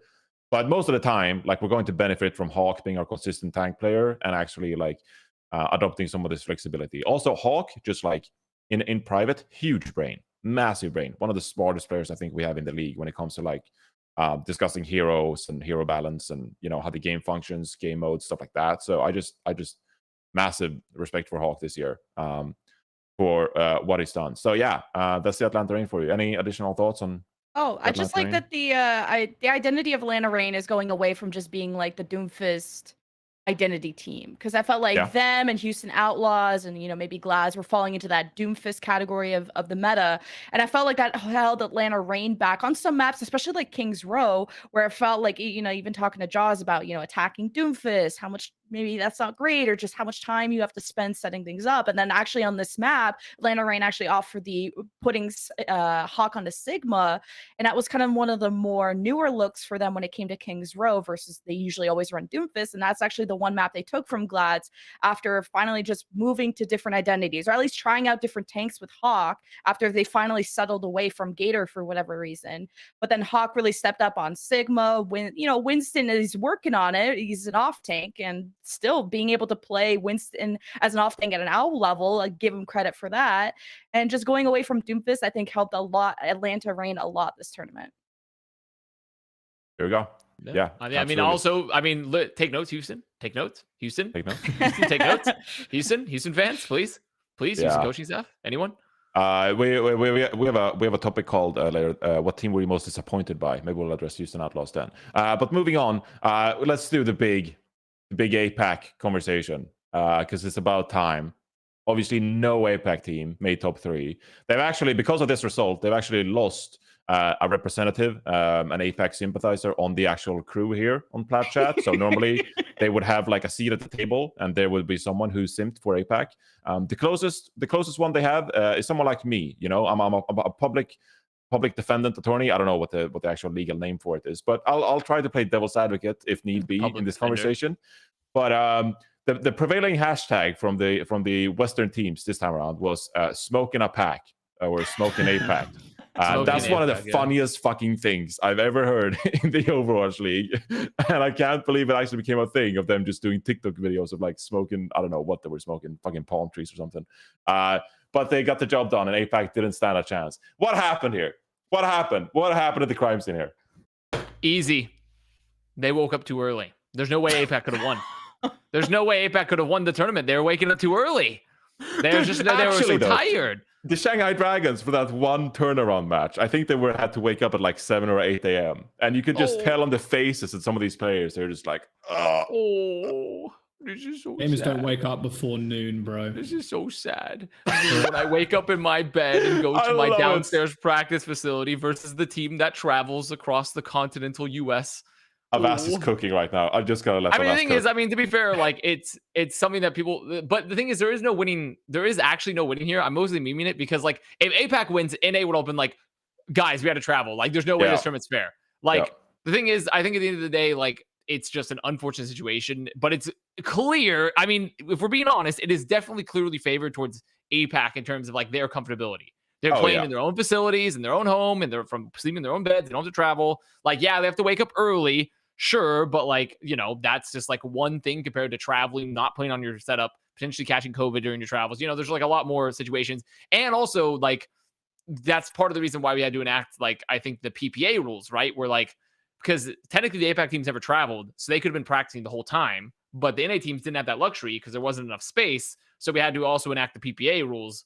So like, there's just inherently more advantages for the APAC team in this thing. And there really is no other copium to be said. Like, if you're going to be like, I woke up early, I'm going to be like, no, like, please. Like, I can't have it, right? One copium to give you is one who gives a fuck because Fusion played from a hotel with COVID. So not at their facility, waking up and dying is like, I feel like it's on who performs best in the day, regardless of conditions. And the Fusion had the worst conditions ever and still made it further than most teams that traveled, didn't have to wake up early or whatever. So I don't know. I'm just saying the Fusion got buffed somehow. Well, eventually, if we just keep going down this rabbit hole, we're going to come to the conclusion that environments doesn't matter, and the Vancouver Titans in 2019 were correct to put their players in basements, and that will just we'll just arrive at that theory. The Adamas training facility. What was it underground? Yes. Was Adamas underground? I thought it was underground. No, I didn't realize they were in a bunker. Like, if Philly can do it with COVID from a hotel, then you can do it from a bunker. That's all I'm saying. Well, I mean, that's fair. I mean, it depends on the quality of the hotel and the quality of the bunker. Right? No, I'm kidding. Like, the quality of the bunker. Depends. The bunker could be really high quality. I don't think it was from Normandy. But I did. You know what? I did forget about Fusion. That's fair. Fusion's a fair point. I'm gonna give Fusion that. But that's more. I think that's just a sign to show that APAC teams, like, you know, they don't have the hunger like Fusion do. Fusion have the hunger. Like, you know, they need to get their shit together of it. Doing it for Carpe. Yeah, but I do think it's an interesting point, though, because, I mean, first of all, the way the bracket turned out was a bit funny, because you had, of course, Seoul Dynasty, first off, you have Hangzhou Spark against Fusion in the first round, then you have Seoul Dynasty against Hangzhou in the second upper bracket round, and then you have Hangzhou Spark against Philadelphia again. And so you have we had a lot of like APAC matchups to begin with. You know, obviously Philadelphia, they beat Dallas, they beat Florida Mayhem, and then they beat Hangzhou Spark as well. So there was a lot of like intercontinental kind of like matchups there where they had to like sort of like erase themselves from the tournament. But I think let's touch on Philadelphia Fusion first, because they got fourth. I mean, I was actually like very impressed with the Fusion, the way they were playing. Now, you could make the point that they shouldn't have beaten the Hangzhou Spark in the first place unless hashtag grab, we don't talk about, and Fixa's sleep dart as well. That was just probably the most insane sleep dart I've ever seen, where Fixa tries to sleep. I think it's Bernard on Azaria, and then there's a Nano Sojourn like jumping straight into his crosshairs. Yeah. That is the most bonkers shit I've ever seen to Nano. Like, keep in mind, Shy, by the way, on the map prior, he had 65% of Hangzhou Spark's final blows on Dorado. 65%. That's 15% more than a deadlift. That's an absurd number. And then Fixa, the main support of the team, picks Ana and accidentally sleeps a Nano Shy Sojourn. That's like just the game you play, baby. Sometimes it's just RNG. Sometimes you get bulked by fucking stairs when you anti-nade and shit like that. Dude, come on. But that aside, Belos Ria, what a Wrecking Ball player. I mean, I love this guy. And I haven't made... This is the sleep, by the way. This is the stupidest sleep I've ever seen in my life. It's so stupid. That is such a good one. Amazing. But as I said, like Belos Ria, I haven't made my list yet, and I don't expect any one of you have done it. But like Belos Ria, he impressed me so much on Wrecking Ball that like he's definitely like a top 5 Wrecking Ball in the league for me now. because of like his minefield placements, the way he worked around the map, the tech, stuff like that. So I was really impressed by him. MN3 and Zest, I think they took turns at times to just like put on great performances overall, obviously battling with the likes of Shy on Hangzhou Spark, but also, the Florida Mayhem, they ended up beating them in a map 5 as well. So really impressed by the Fusion and the Hangzhou Spark with their Shy strategy. Were there any like bigger kind of like things about the APAC teams that you didn't like what you saw from them, or was there somewhere like they fell short compared to the West teams that like really stood out to you? Fusion, Dynasty. I think it's just funny that we're even saying this about the Fusion when you watch Bella's at the start of the season, you swear this was like, I don't want to be mean, but it was like some eat glue potential. Like it was just not at all the performance he put on in the matches that he did. I did not feel like he was just like confident, decisive, really actually helping the team at all. It felt like Zest, MN3, or if Carpe was playing, they were the ones that were kind of like getting first picks or like going for stuff. And I felt like Belos Red didn't have that confidence at the start of the season. And then when he finally did, that's when his Hammond, because that's what Hammond is all about, is to just try shit, go for shit. And, at least in a forehead scope. And I felt like once, I don't know what Fusion did to develop Belisria, but he made a complete 180. Like, if you watch the start of the season to this tournament, you wouldn't recognize the guy. So that's why I gave, when I casted the Fusion's, last game where they won, I gotta say, yes, we gave player of the match to whoever the fuck that was at the game. But then I said at the end, I was like, Belisria has to be the most improved player of the league from what I saw at the beginning. Fair point. I mean, his ball was really good. His ball was fantastic during Midseason Madness here. So, I mean, as a notorious Fusion hater, I must admit, he had a very good, but mostly for the meme. But I will say, yeah, Fusion, their talent is solid. I think for me, they weren't the biggest disappointment because honestly, I didn't expect much from Fusion. So, I wasn't coming in here expecting Fusion to have a great run. I think the run was the best of the APAC teams, like we mentioned, which is fantastic. I mean, MN3 and Zest and Belisria definitely had insane moments. I still feel kind of I obviously Aim God and Fixa I think have been having a solid season, but it's clear to me that I don't think they're necessarily going to be huge difference makers. They're not like a backline that I think is necessarily going to carry you to very, very high peaks currently. And it's also very clear they're still very reliant on their DPS to pop the fuck off, right? But to be fair, I think that's a criticism I'm almost going to have to get ready to retire because at this point in Overwatch 2, if your DPS aren't doing well, you're not going to win games.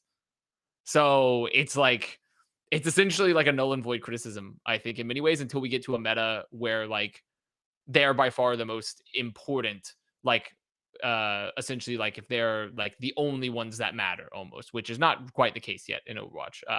But I'm going to say my most disappointment, Dynasty.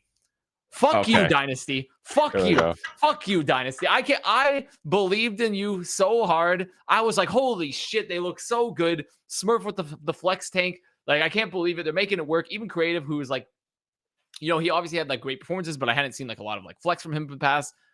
And then their DPS duo of Prophet Fits and then integrating Stalker, amazing. Incredible work. I was the team was looking so good and they just shit their pants. Honestly, they absolutely shit their britches at the fucking Midseason Madness, and it was just disappointing to watch. It was really disappointing to watch. Their entire team felt flat. It did not look like the Soul that we were expecting at all. They lost after 2 matches. They got eliminated.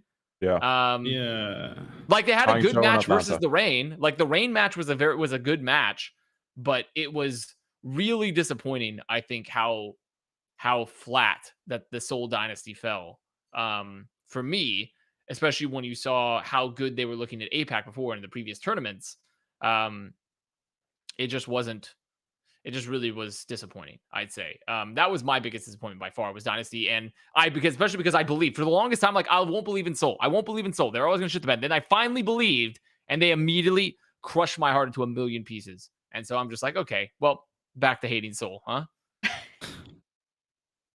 It was the 3-0 from Spark to start off the tournament. It's just okay, what the fuck? It's how? I mean, I know Shy's a fucking god gamer and shit like that, and was carrying for the majority of the tournament for Spark, but 3-0 really with Prophet in a playoff scenario, a tournament scenario. Yeah, I don't know, dude.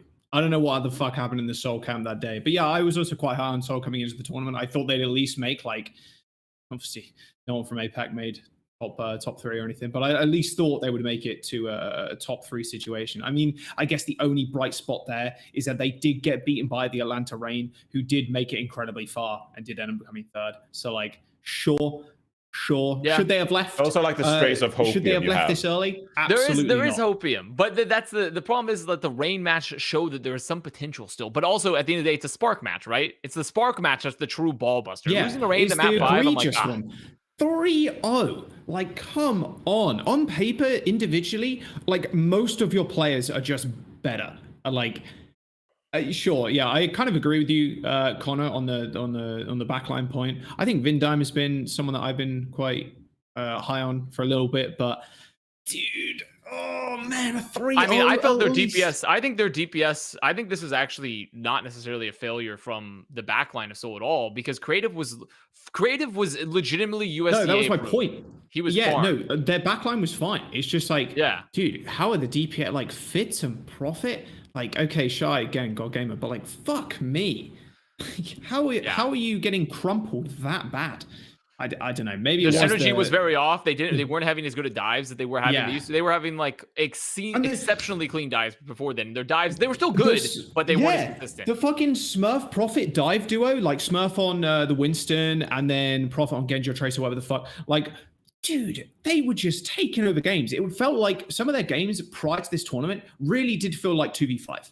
And that was Smurf and Profit versus the other team. And they just win. And they just annihilated the enemy backline way quicker than Creative and Vidime ended up going down. And then they come in and flop like this. Like, dude, what a disappointment. I think that is the biggest disappointment from this tournament, like by far. By far for me. Yeah, it was definitely Dynasty. Also, just the lack of peel for Creative. Like, once again, like, okay, if you're not like, just peel, any helpers. Yeah. Any helpers. I think we've sort of transitioned into the next subject, which was going to be what team were you most disappointed by. So let's just get all the Seoul Dynasty, feelings out of the way. So Lemon, you actually came into this tournament. Obviously, you missed the kickoff clash, and so you were really excited to cast this tournament. Yeah. And then you show up for the first day, and you get Shanghai Dragons 3-0ing the Dallas Fuel, and the next matchup you get Hangzhou Spark 3-0ing the Seoul Dynasty for your first Midseason Madness casting day. Can you just recall what went through your head when you were done casting those 2 3-0 matches? Like, obviously it didn't live up to your expectations. Like, how disappointed were you by the Seoul Dynasty falling flat 3-0 against the Hangzhou Spark? It was so disappointing because like the very first map were on Ilios, Profit's on Hanzo, and he just 7 people in a row. And I'm getting so hyped. I'm like, oh, this is playoff Profit. You know, we got the storylines going. We're like, fuck yeah, this guy's popping off. And then just they lose the next rounds. Profit's not like 7-0ing, and actually Hangzhou Spark changed their comp and just completely counter them. So I'm just like, what happened? But my hot take for Seoul Dynasty is that they just don't have the clutch factor. They don't have a Shy. They don't have an MN3. They don't have Profit. Yeah, I disagree completely. Profit, right? Besides that one map that he popped 5 people. Have you seen Profit like go absolutely feral to carry Seoul Dynasty? Yes, absolutely. I'm talking about this tournament. This tournament. Because they only played 2 matches. Yeah, but like in general, but you lost. So how can we say? I just don't. But you can't take such a small set of data and say that they don't have a clutch factor when Profit has done it consistently over the last few years. That's what I'm saying is I'm attributing to this tournament is they didn't have the clutch factor to win their matches this tournament. Because I only am looking at this tournament, I'm only looking at these results, and compared to the Shy popping 5K and winning stuff for the Spark, to Lip on the Dragons, to your Kai on Lana Rain, like where is like that player for Seoul? Dude, I will say, while we're on Seoul, I had backed my chips. I always love betting for the underdogs. It's like I'm betting on like the pink sheet stocks, they're worth like 0.23 cents or whatever. And just a note, he's not actually betting. Don't shut us down. Don't shut us down. He's not actually betting. He's not financial advice. This is not financial advice. Set on who.gg. But I just like love putting like chips on these like very small stocks, with players that are not really rated or anything. So I saw Stalker play Sojourn at the start of this tournament, and I was like, Stalker Sojourn. When people realize that Stalker Sojourn is a thing, they're just going to be like, oh, this is a rookie we didn't really account for. And so I went into this tournament fully ready to just like embrace Stalker and embrace Fitz as like my Sojourn players for the Soul Dynasty. What happened? Didn't show up. Complete failure. Disappointed me. All my money gone. All my bets, my reputation destroyed. Thank you, Soul Dynasty, very much. Yes, what a huge disappointment. I just want to leave it at that. There's a few other teams. Does anyone have any more like regrets, mornings to say about the Soul Dynasty before we move on from them? Help Creative. Help him. Help Creative, please. Saj. Help Creative, please. Just one moment. Just literally a spare crumb of help for Creative. I mean, because that one to pack, me, one bubble. We talked a bit about the dive for Soul and how it wasn't as clean, but it was still good. To me, the real issue was once again, like Creative did not live. Creative was like a mayfly. He was born, he died again. Born, died again, over and over and over again.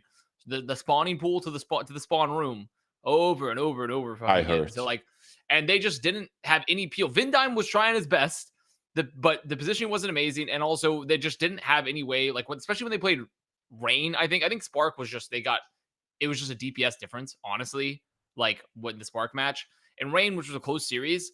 It was clear Rain had the far better positioning in how they put up their fights and how they were able to pressure the backline far more effectively than Dynasty did at times. And I don't know. I think this was just like a clear issue where I think Dynasty had probably coasted by because of how clean and clinical their dives had been, to where they're just like rolling everyone before like these long fights or like worried about like longer positioning on the flanks. And they just lost the map control matchup a bit and just never had any position for Creative. So this was definitely a learning moment for Soul, I think. A learning moment to be like, okay, like this is what we need to improve on potentially moving forward is like, if we're not able to set up consistent dives, we need to be sure that our backline has room to maneuver or else they're going to get fucking. But the thing is, it is a learning moment, but then they go back into the APAC chamber and they would stay there for a little while, right? And then it rolls around the playoffs. Like that's a big problem with that. I don't know what's sure, happening they learn, chamber. but then they go back to APAC and they're like, oh, wait, we just shit on everybody. Hang on a second. Wait, I just woken up after my brief hiatus, my brief coma that I sat in for Midseason Madness. Like, dude, if they come into playoffs and then just get shit on again because Creative just doesn't live, like, good luck. Like, it's ridiculous. It's just like a region, not a region diff, but like the problem is that they don't consistently play teams that can punish that kind of play style that Soul use. Yeah. All right. So obviously we have the Soul Dynasty. It seems like the team that people were most disappointed by, but there are a couple of more candidates. So let's just compare them, like relatively speaking. Houston Outlaws, they lost to Atlanta. I don't think you can be too upset about that. Florida Mayhem, they lost in on map 5 versus Philly. Don't think you can be too upset about that. But Dallas Fuel, they went out in the first lower bracket round, 3-1 to the Philadelphia Fusion. And then also your second team candidate is the London Spitfire, beating the Atlanta Reign, but then losing to the Shock, and then London Spitfire losing to the Florida Mayhem. Two more candidates, the Dallas Fuel and the London Spitfire. How does your disappointment measure compared to the Soul Dynasty as it relates to these two teams?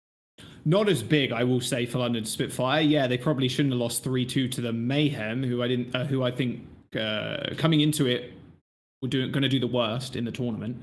I don't think they should have gone out to the Mayhem. There's just no fucking way. Not sure what happened in that game. That game was like a fucking blur. Like, I don't know. Yeah, just I may have been drunk. Maybe, not sure. I'd have to go recheck where the fuck I was during that series. But yeah, I wouldn't say it measures anywhere. You were close casting to Soul that Dynasty. series. Yeah, exactly. That's what I'm saying, Johnny. I have no clue where the fuck I was. Actually, just like brain AFK. But like, it was.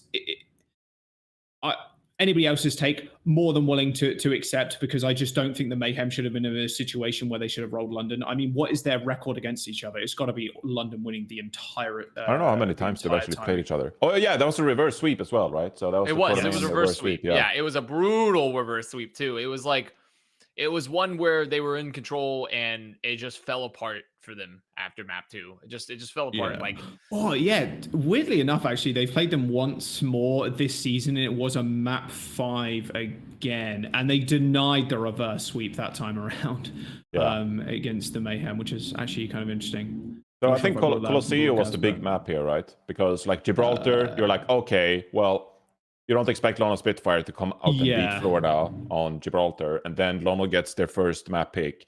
And you got to Colosseo, which is like, notoriously a pretty good Reinhardt map in that sense, but Florida Mayhem ends up beating London Spitfire. So That was the big takeaway map, and then you go to Oasis, which, University, Garden, you can force some Ryan if you want, but pretty disappointing. Were you celebrating on co-stream Avast, Florida Mayhem?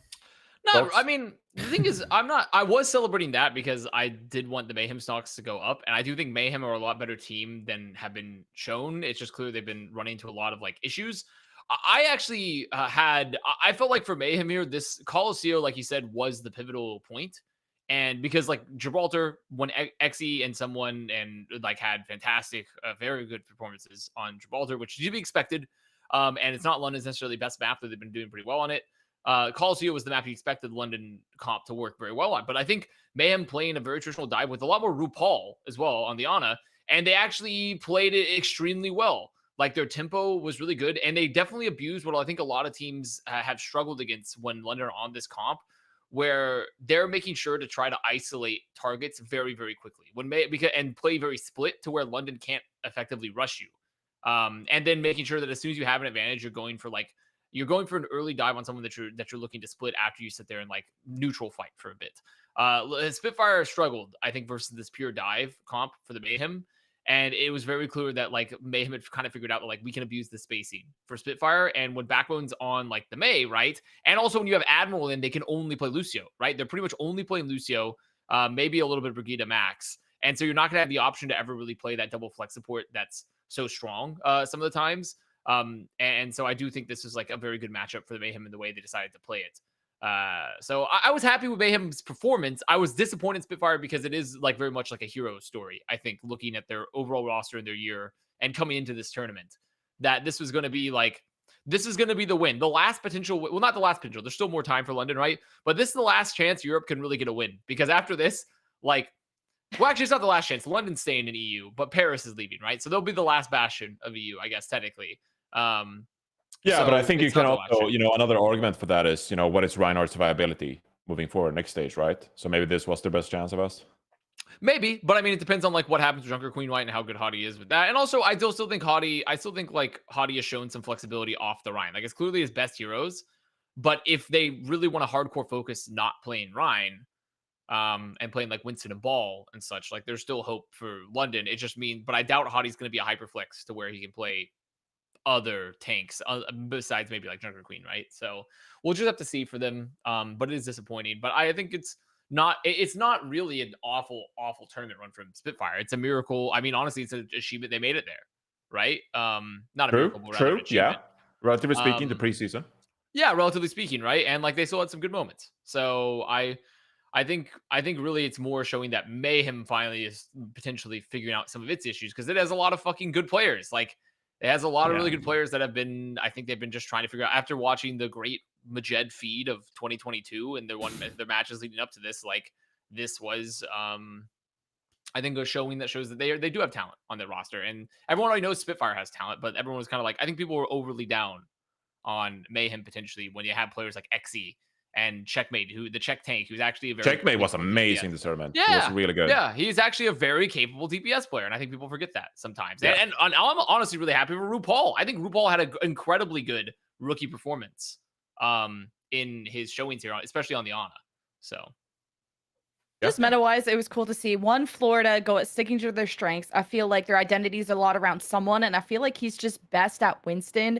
So when you had London and Florida kind of play this Winston matchup, it looked a lot closer because Florida are playing to their strengths, going to, I think, Checkmate's best hero being Genji, Xe on Sojourn, and stuff like that. But London now are trying different looks where they were just always this Rhine Rush team. But if you knew COTY and friends from the British Hurricane days, they were mostly playing dive, Winston and shit like that, and they were the best at it in Europe. So it was almost weird to see COTY come into Owl and then not be able to use that skill set, or at least was working on it, and then was able to just show more of it this set. But obviously London just playing so many matches, I think, on Rhine Rush, and then finally breaking out more Winston was a different look, but one that they're not as experienced on, or at least have played that many official matches on. So I think when it came to dive, you have Florida on their strengths and London on their second look or second strat. So I think that's how that series kind of ended up looking close. And I like that London are using Shax more, because at the start of the season, he was this afterthought, but I think they're starting to realize the importance of having a good tracer on the team. And this backbone Sombra shit is like, I don't know. It's you know, it is what it is. I'd prefer to see like a Sojourn Tracer from them than this Sombra Tracer, which I think is how they beef their game 5. Yeah, absolutely. So the only thing we haven't discussed here is Dallas Fuel. I don't know even how much longer we want to actually, if we even want to touch the Dallas Fuel. It feels like disappointed by this team, right? You Like, just expected them to be horse shit going into it. I mean, but the thing is, it wasn't like, but it wasn't like the worst performances we've ever seen, right? It just wasn't. We got 3-1 by the Fusion. I think, okay, so, I'm sometimes either I get ahead of myself when it comes to like trends and like how teams are actually playing and how they're being represented, or like I stick to, history way too much and I give teams way too much props. In the case of the Dallas Fuel, I'm not arguing that they were great this stage. I'm not arguing that they were supposed to be great this stage, this tournament. But as someone, who really enjoyed the Dallas Fuel run last year, and those players like really shining, Fearless, he was an incredible Winston to observe last year. Sparkle, Doha, like the entire team, they had so many like parts of their roster last year that were entertaining to watch and fun to follow in that regards. And so I think it's natural for people who saw last year to want Dallas Fuel to continue having success because they, came to know those players and came to know those personalities and the way they popped off in games. So not having them there to pop off really, I guess if you're not a Dallas Fuel fan, in this case, if you're a Fusion fan and you're like a Fusion fan and like, oh my God, we beat Dallas Fuel and we're advancing and we're doing great, then of course you're going to be happy that your team is succeeding here. But we did miss, I suppose, the Dallas Fuel kind of like glory with Sparkle popping off. Sparkle ever since like Summer Showdown 2020 has been such a fabulous character in his personality, but also like his Genji play, and he's been so much fun to follow as a player. And we didn't get, Hanbin being 900 IQ and off tank. We didn't get Sparkle popping off and stuff like that, right? In many cases, it was just like, what the fuck are they doing with Chio? And like their support hero substitutions and stuff like that. And like, what is Gurio doing in this lineup? And what role does Edison play, right? So there's a team that, haven't really figured out and couldn't really adapt to the double flex support kind of meta. So I guess that was really disappointing that I couldn't see them, adapting to what all the other teams recognized was the meta. And instead they forced a lot of the times like compositions that weren't the meta, and they couldn't really figure out their damage players. When you look at their damage roster and you go, they have Edison, Doha, and Sparkle, and then Gurio is like their surplus kind of like 4th damage player that they've actually played quite a lot here now. I think you'd expect the Dallas Fuel to at least be competitive. But instead, they went 3-0 to the Shanghai Dragons, and they got 3-1 by the Fusion. So a bit disappointing in that regard that they couldn't figure out, themselves before this tournament. Because I do think you look at that roster and you see they have tons of talent. They have Coach Rush, and like they should reasonably be able to, compete with some of those teams. But they didn't. So that's where my disappointment, stems from. But I think if you look at this stage alone, there's nothing in their qualifying matches that reasonably told you that they should have gone on like a run or something, because there was nothing there. They were disappointing the entire stage. They were disappointing in the tournament, and they were made much better in the kickoff clash with Hanbin Zarya, right? So I guess it depends on your frame of mind in that regard. Yeah, I wasn't disappointed. I was like, it fit into them. Like, this made sense. They still have a bunch of holes in the roster. They just don't. They're playing Moira. Like, yeah. All right. Yeah. In many cases, Sorry, Lemon. In many cases, I'm glad that I didn't cheer for, Lucio Moira. If you play Lucio Moira bullshit and you try to force this rush style, like, fuck that. Like, get out there and tournament. I'm actually glad you lost Dallas. Fuck you guys. What were you saying, Lemon? Don't know what to say after that. I had some hope here because they went on a bit of a win streak at the end of the midseason qualifiers and stuff, because they finally just kind of went back towards the Winston. There's a lot of teams that, went away from the Winston, tried other shit, went 0-6, Shanghai Dragon style, and then came back and went back towards the dive. And it's like Dallas Fuel and Shanghai went through that similar thing of they both just leaned on Fate or Fearless for Winston. So I had this hope that they were just going to stop trying to like force themselves to play what everyone else is playing and play to their own strengths. So then when Edison came out in the Reaper, you were like, I kind of hate it, but yes, maybe like no. If instead of force yourself to play something you're not good at, play something you're good at and see what happens, at least was like, last chance. So it was okay. And then they still suck at Midtown. And then the dive was punished because everyone is mastering Hammond, which feels like Winston is just baby Hammond. I feel like Hammond just does so much more, and you can peak more on Hammond comps than you can on Winston. That's just my opinion. But they're still trying to figure out their dive while everyone else is like mastering the higher level stuff. And I had hoped that Guerrillo was like, he was starting to develop into like a decent Sojourn, something that wasn't going to be a liability, but he was just like the most quiet person on Dallas Fuel. And you can't have your Sojourn player just not get kills and not first blood. I did like Sparkle, like he does what he can, but a Tracer or a Genji player just isn't going to carry if the rest of the team isn't existing. Like Sparkle can't like do that all by himself. So Guerrillo needed to have a similar impact and just didn't. So I was really disappointed because I guess I had more hopium for Dallas Fuel as kind of the trajectory was. It was started low, but it was going higher. But yeah, it was disappointing. Yeah.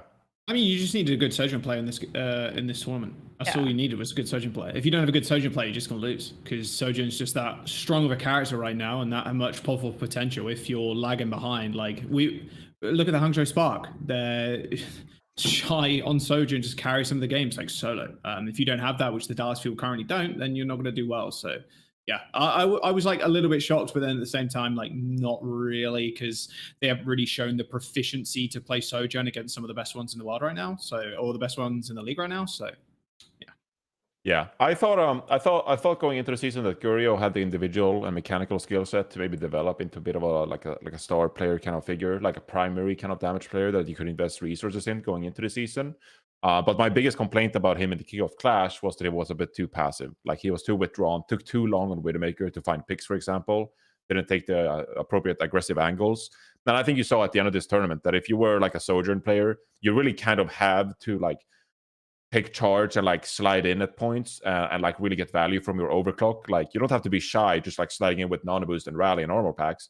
But to some extent, you have to find your moments, like when to push in with Sojourn and get those required picks, and I'm not sure if that style necessarily suits. Sojourn as a character is such a high tempo hero, right? Like you said, you just have to permanently be peaking because otherwise you're wasting uptime or like a downtime really on the railgun if you're not like permanently trying to look for those peaks. So if you're not aggressive and you're not like charging up to 80 to 100% looking for a kill, 85 to 100% looking for a kill and then going back and doing the whole thing again, you're just going to lose. If you're just like permanently holding on to that 100 charge, wait for the perfect moment, you're just going to get run over because their Sojourn gets 3 railguns off by the time you get one, maybe like almost perfect one off. It just doesn't work. The passive playstyle on that character just you could argue playing a more passive Widowmaker kind of works, especially if the enemy Widowmaker is more aggressive. Like you can kind of play that angle, I think, as a Widow player, but you not a Sojourn. You have to be just keeping mad uptime on the railgun shots, otherwise you just fall behind. And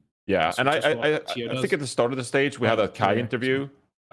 Where he was like, well, you know, the biggest thing about Sojourn, you have to like not slide, like you have to save your slide for escaping and stuff like that. And I think, you know, there's a point to that, but also like that doesn't reflect that you should never use slide.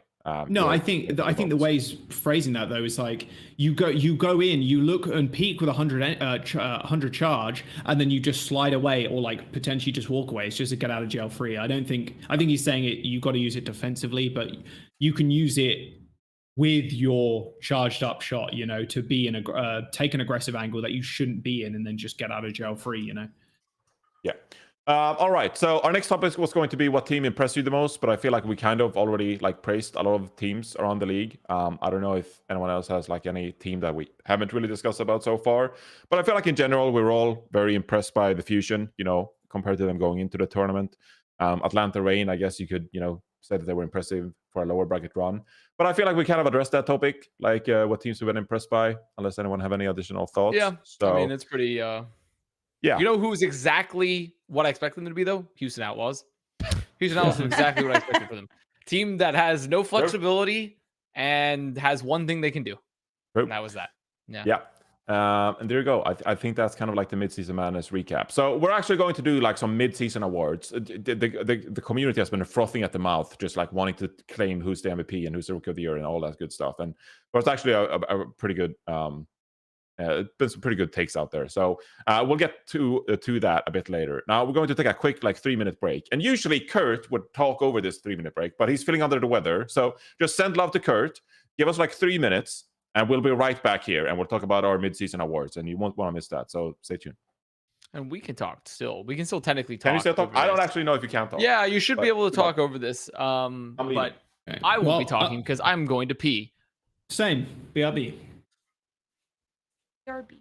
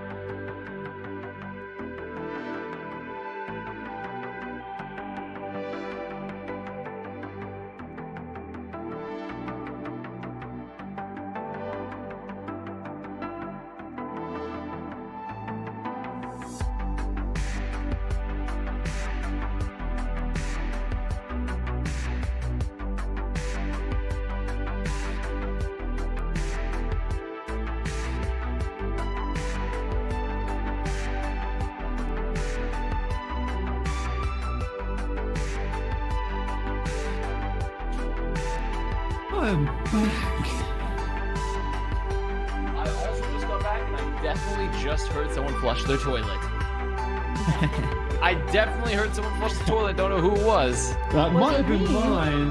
Not sure. We'll see. We'll see. That's a free toilet flush content for the chat. Yeah, toilet flush ASMR. This is the new thing we got going on Plat Chat. I have some good news actually while we have 30 seconds remaining. My childhood best friend actually just arrived in California. Oh, cool. He just moved here. So pretty PogChamp. Wow. Pretty PogChamp. Wow. Yeah, it's crazy. I have friends outside of you guys. Crazy. That is crazy. I know. I think we should all, everyone in chat, list off your favorite childhood friend. What is this music? List off of your friends. What am I back List to? off one of your favorite childhood friends. And where do they live? And their street address. Yeah. We'll send them a Plat Chat mug. What is going on? I don't know. I think Kurt was giving us some music. I don't know if that's going to be on the podcast, like the audio stuff later. That would be absolutely incredible. Wow, I just missed 3 minutes of goodness here. I don't know what went down. Well, I mean, nothing. I mean, we've all went and peed at the same time, and then we came back and we were discussing childhood friends for a minute. Right. Yes, that's it. That's really all we did. Yeah.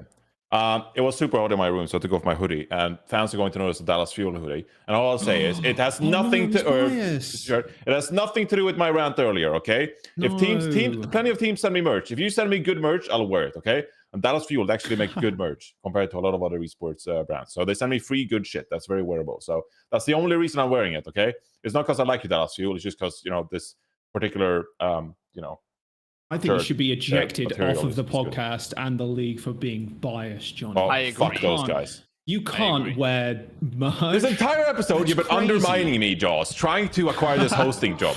My plan is coming to fruition. Dog. Yeah. I hear dog too. Mailman or something. I don't know what's going on. Anyway, let's get to it. We'll be discussing the mid-season awards. It feels kind of weird that it's already mid-season in the 2022 season. It doesn't feel like we've been on for that long. We have this massive break, and then a few months in, and we're already at the mid-season. But that happens every year, though. Do you not argue? Yeah. It just comes to a point where, like, oh shit, there's like a week left until playoffs, and I mean, Times fly when you're having fun, and it happens every single year. Every single year, we just got to put off the inevitable because, you know, we had 6 months. Next year's 8 months off season. And we'll have 10 months off season. You know, it's just slowly. And then a year, then 2 years. It's just we have to keep it. Hopefully, just keep our heads above the water long enough before the inevitable endless off season begins. Okay, well, let me snap you out of your nihilism that you're spreading to the Overwatch community. Okay. And then instead, discuss what's at hand here. Let's do some fun, completely. Unrelated, they're completely unnecessary mid-season MVP kind of discussions here. We're talking about Rookie of the Year, Coach of the Year. We can maybe throw in Most Impressed or Most Improved Player, rather. And any, accessory rewards, any supplementary kind of stuff that you guys would like to throw in there. Maybe, Best C9 or something like that. I don't know. It's up to you guys. But let's kick things off with the mid-season MVP. So, a lot of talk about this. A lot of talk in the entire community about who's the mid-season MVP so far. Obviously, the LA Gladiators, they've won back-to-back stages. So a lot of people, they're backing themselves behind that argument. This is the best team. They have fantastic players. Then you have teams that are perhaps not as well-rounded, not as good as the San Francisco Shock, that have, individual players standing out. I'm just going to open the entire chat and the entire kind of like crew here. Just like first impressions. Who's your mid-season MVP? Can be anyone. Just give me some names. Shy.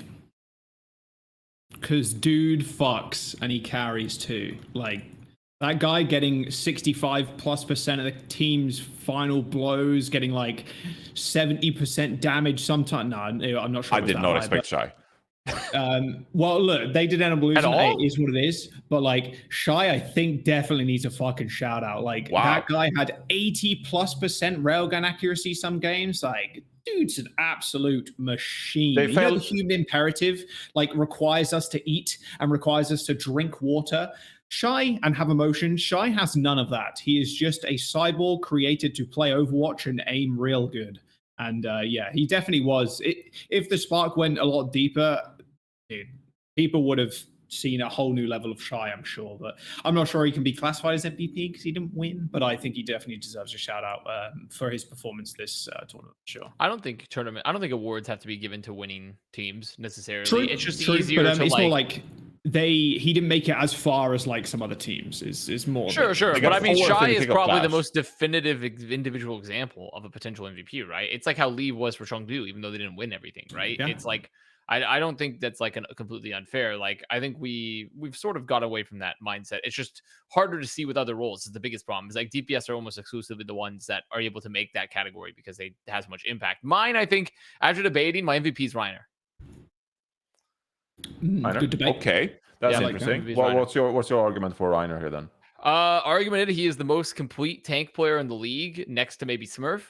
And he and maybe someone, but I think someone struggles on certain heroes. Pretty much his best heroes by far, like Lemon was talking about earlier, Winston. I think having this hyperflex tank, it's very crucial when you see how teams have shifted.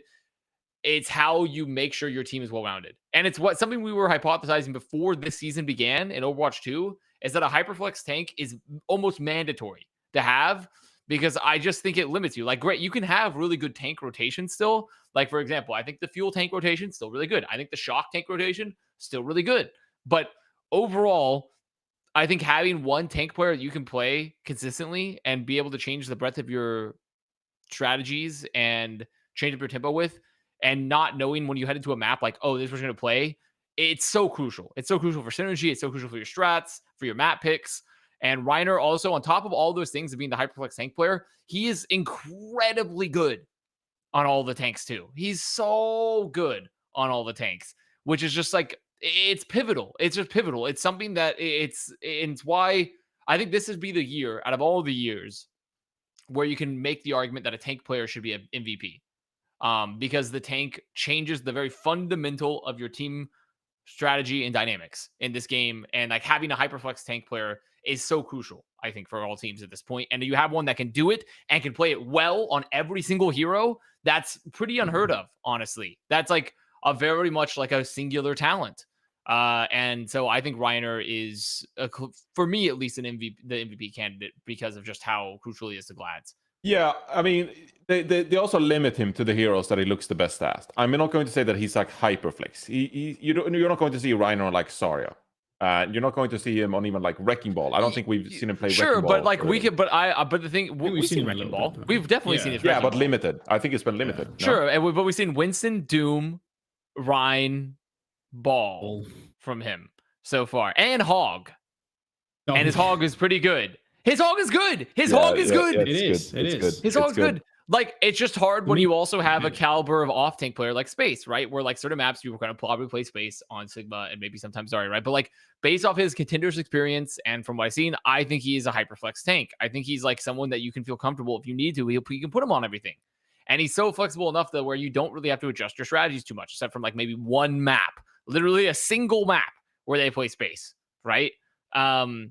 So I overall, to me, I think Reiner is just too crucial for this team to overlook. And the only other person that comes close to him in terms of like how fundamental they are to their team is probably Smurf for the Dynasty.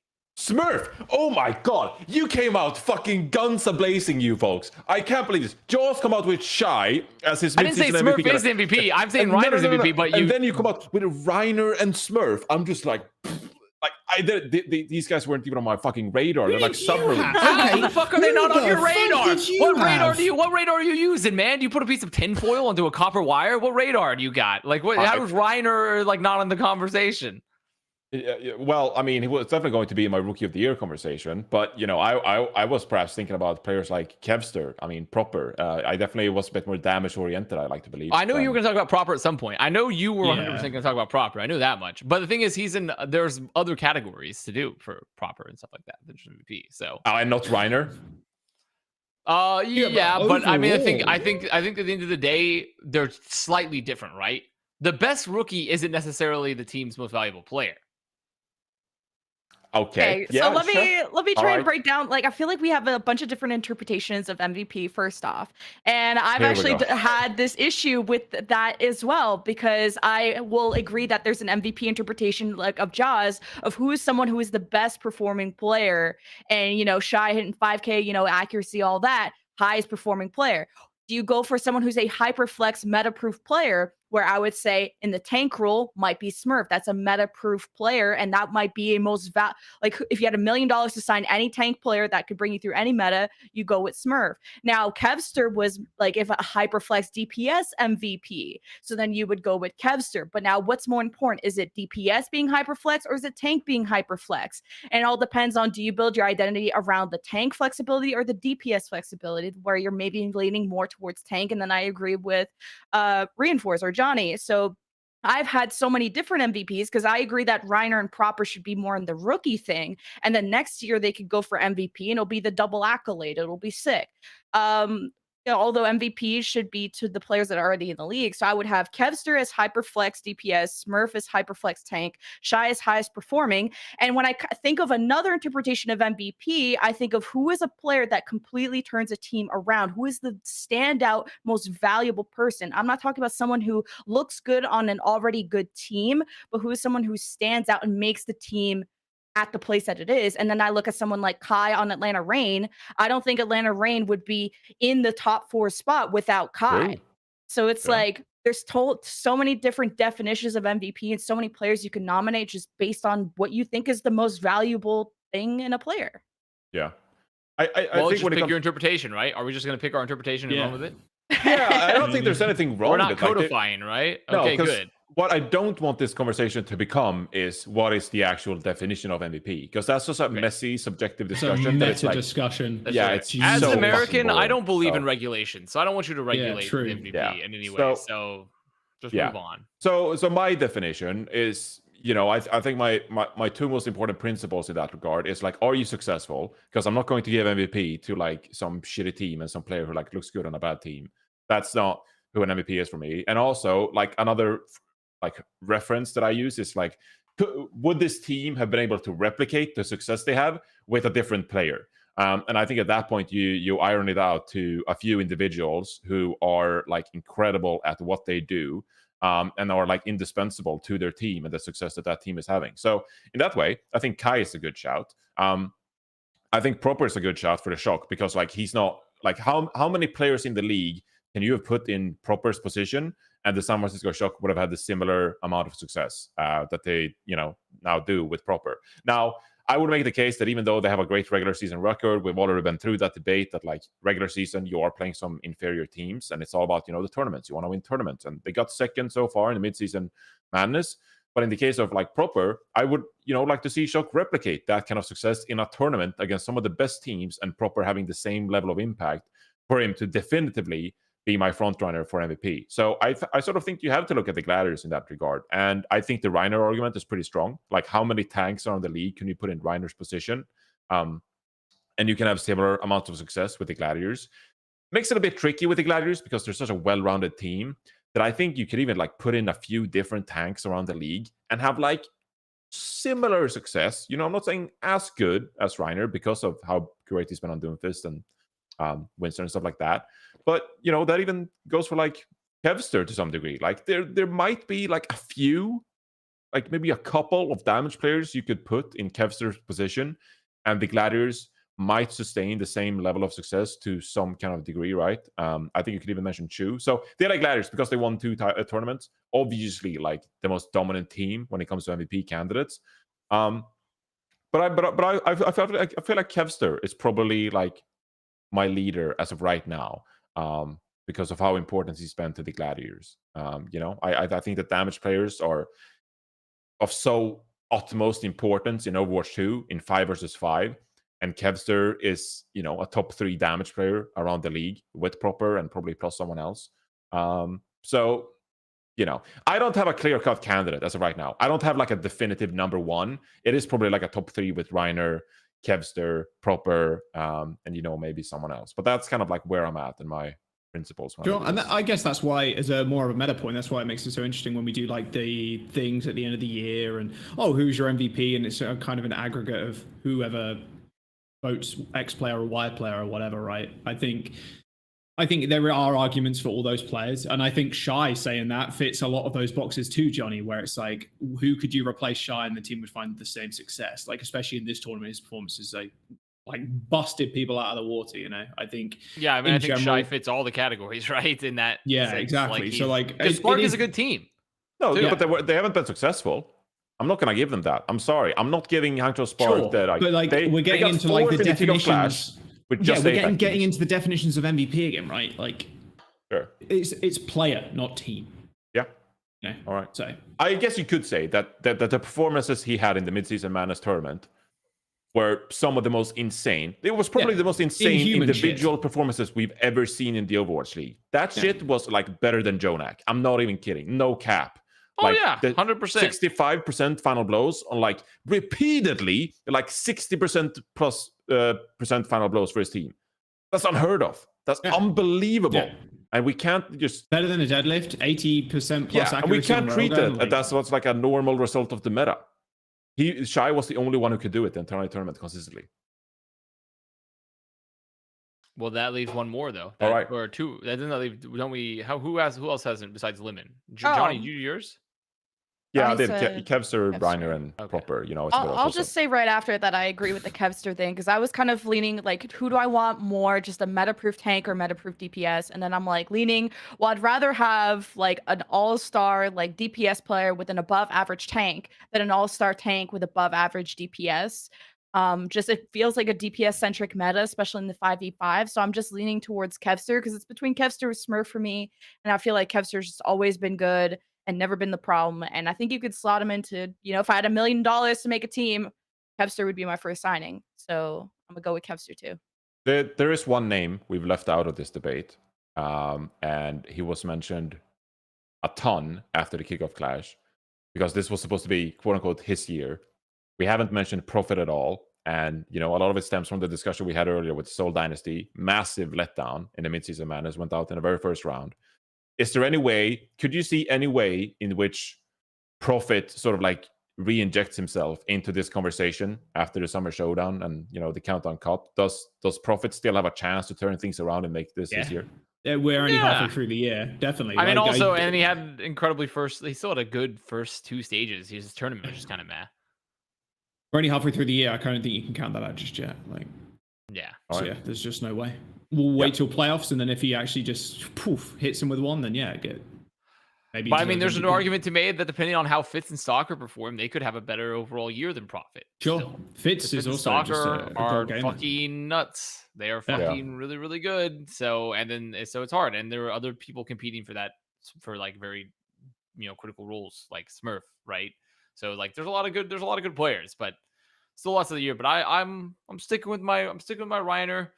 I think Proper's in the category, but I don't want to put him in MVP. I want to move him to like the Rookie of the Year for myself. But we'll talk about that. Those.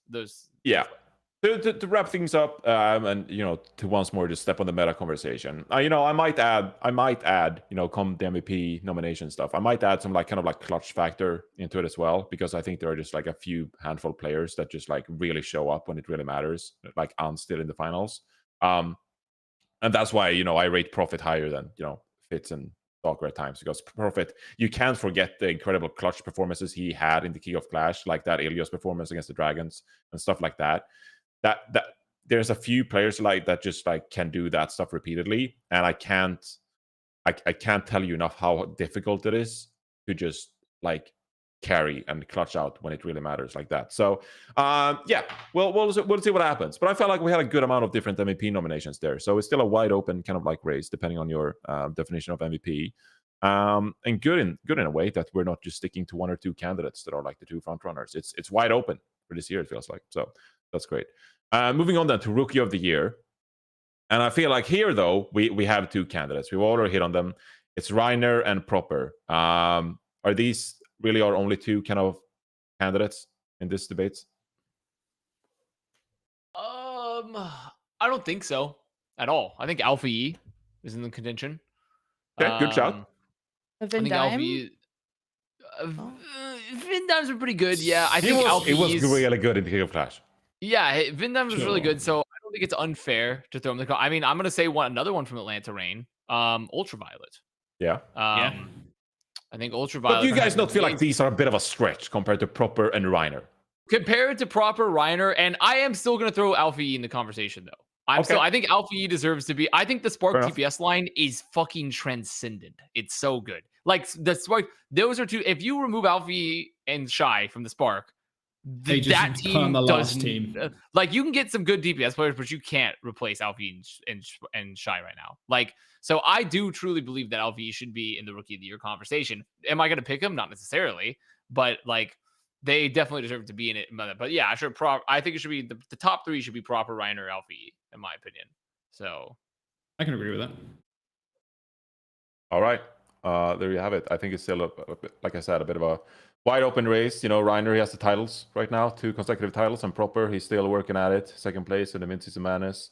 And we'll see how he performs. We'll see if San Francisco Shock, they beat that Vancouver regular season win streak record. I mean, that would actually be insane, because that level of regular season dominance, I don't think we expected that to be replicated as quickly as we did when Vancouver set that one in 2019. My current pick is Proper, though. I will say my current pick will be Proper as of right now. Yeah. Interesting. How do you... Oh, actually, I'll ask this question before we move on, because I've heard a little bit of conversation about it. Do any of you guys give a fuck about potentially giving both Rookie of the Year and MVP to the same player? Or do you feel like it's unfair? I've heard some people say that it's unfair to give a single player both awards. Even if it was a rookie that won MVP, maybe they shouldn't win Rookie of the Year too, because that's unfair. I think it's a little less fun. I think it's just because I think it's oh, that's a fucking Chad. I stand. I love that. Sure. Player. I think it's a little less fun. I think it's a bit more of a throwaway. It's okay, I kind of agree with you, John. It's whoa, holy shit, MVP and Rookie of the Year, what a fucking freak of nature, in Overwatch. But yeah, I think it's, as much as I'm you should give it to the best possible player that fits all the checks, all the boxes of MVP and for Rookie of the Year, I think giving it to 2 individual players is way better as an overall than giving it to one. That could just be me, but I think for that situation specifically, it's a bit more fun if one person gets one and the other person gets the other. If Proper comes up with both of them, fair play. I'm not going to complain, but I think for the league's... not the league's sake. I don't know. I just feel like giving them to 2 different players just sounds way better than just giving it to one. I don't know. It just feels like a cop-out if you give them to the same person. There's just so many definitions too of the MVP that you can justify giving it to someone else, even if you think it should be proper. And spreading that love, it's an important accolade for someone and it helps them in the career. So agree with that. If it was like an award like best performing player, then I wouldn't mind tagging it on to something that's like obviously proper rookie of the year, best performer. At least, that makes more sense. But MVP, because it could be such a broad interpretation, you can definitely give it to you could justify giving it to someone else and definitely spread that love, like Josh said. If a player earns it, I'll be like, fair enough. But so far, there really isn't a clear cut like person that should be both. Currently, hello cat, can you get down? Yeah. I do think that currently, like, if someone just singular player that fits both. Yeah, I agree. If it's actually just too definitive, where it's like, holy fuck, this player maybe one of the greatest of all time, like hands down, after like a year's performance. If Proper just continues this and then they start bashing out tournament after tournament, he gets the first. Well, he can't be rookie of the year kill. Anymore, right? After this year. No, I mean for the rest of this year. Oh, this year. Like, not fair enough. Year, fair enough. So fair he gets the first 5k railgun and ends up just popping off. Yeah, fuck it, dude. You earned it. You earned both awards for sure. But in general, I don't think that's something that will. Yeah, it's hard, and it is less fun to give it. It is less fun to give like all the awards to one person, right? To one but like player, if we have the gaming Jesus Christ show up, then sure, like fair enough. But otherwise, like we just don't have that, and like there's flexibility in the definitions between MVP to Rookie of the Year, to where you don't necessarily have to give it to one person unless that person really is that good. Which clearly, right now, I don't think there really is an argument to be made that there should be a definitive one. But in the future, if there really is, like I could D it if they really were that good. Like, sure. Yeah, I would love when like Overwatch 4 comes out in like 6 years and like some new fan like reflected 6 years on I don't know, dude. Oh, maybe that's a bit optimistic. Christ. 9 years. 60 maybe. Oh well, it depends. It depends because it depends if it's going to be if Overwatch 4 will be mobile game or not. So, but that doesn't matter because Liquipedia will be the same. And so I love fair. some teenager browsing Liquipedia, like going back to the 2022 season, and it's like, how the fuck did Reiner win MVP and Proper win Rookie of the Year when they were both rookies? And they just like have that moment where they're just like lost in the sauce. Then they have to learn what then they're gonna have to learn about what word definitions mean and how. Yeah, and they have to reference this podcast. They will dig up the Plat Chat archives. Yeah, exactly. Justification. All right, there we go. If there's one award that I think we can unanimously agree on, it is probably going to be Coach of the Year. And it has to probably be Christfer for the London Spitfire.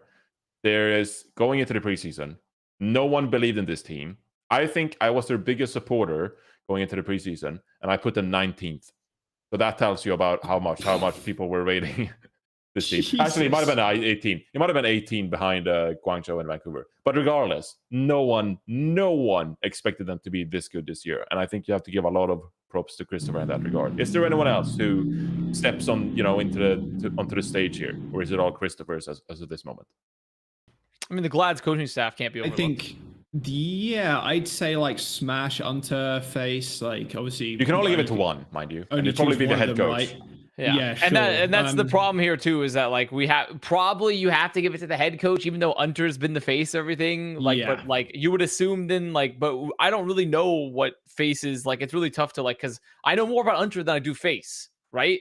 I don't know what the system Face is implementing. I don't know what how much Face is responsible for this. Like I know Unter and I know his contributions, but I don't know Face. So who knows? Like would Unter's contributions work if he doesn't have Face there? Like if he doesn't have some sort of like essentially a converter that converts from Untergay Sex to good Overwatch. Like I don't know. Yeah, I mean the Untergay Sex moment definitely puts an extra point on the board for Unter. Plus, if you think about Unter's performance last year on the Atlanta Reign, and then transitioning to another fantastic team, I'd say Unter more than anybody on the Gladiators currently. But I think Christopher is also up there. I'd say Unter and Christopher right now. For me personally, I think those two are some of the best. Like, oh, dude, what was that? Was it a tweet or maybe it was just a conversation point? I can't remember, but with the budget that London had and the roster that they built and their results right now compared to some of the other teams in the league, it's a crazy. I think if Dynasty had also kept up their performances, there would have been a conversation to have about Toby. Sure, but they didn't. So I'm not.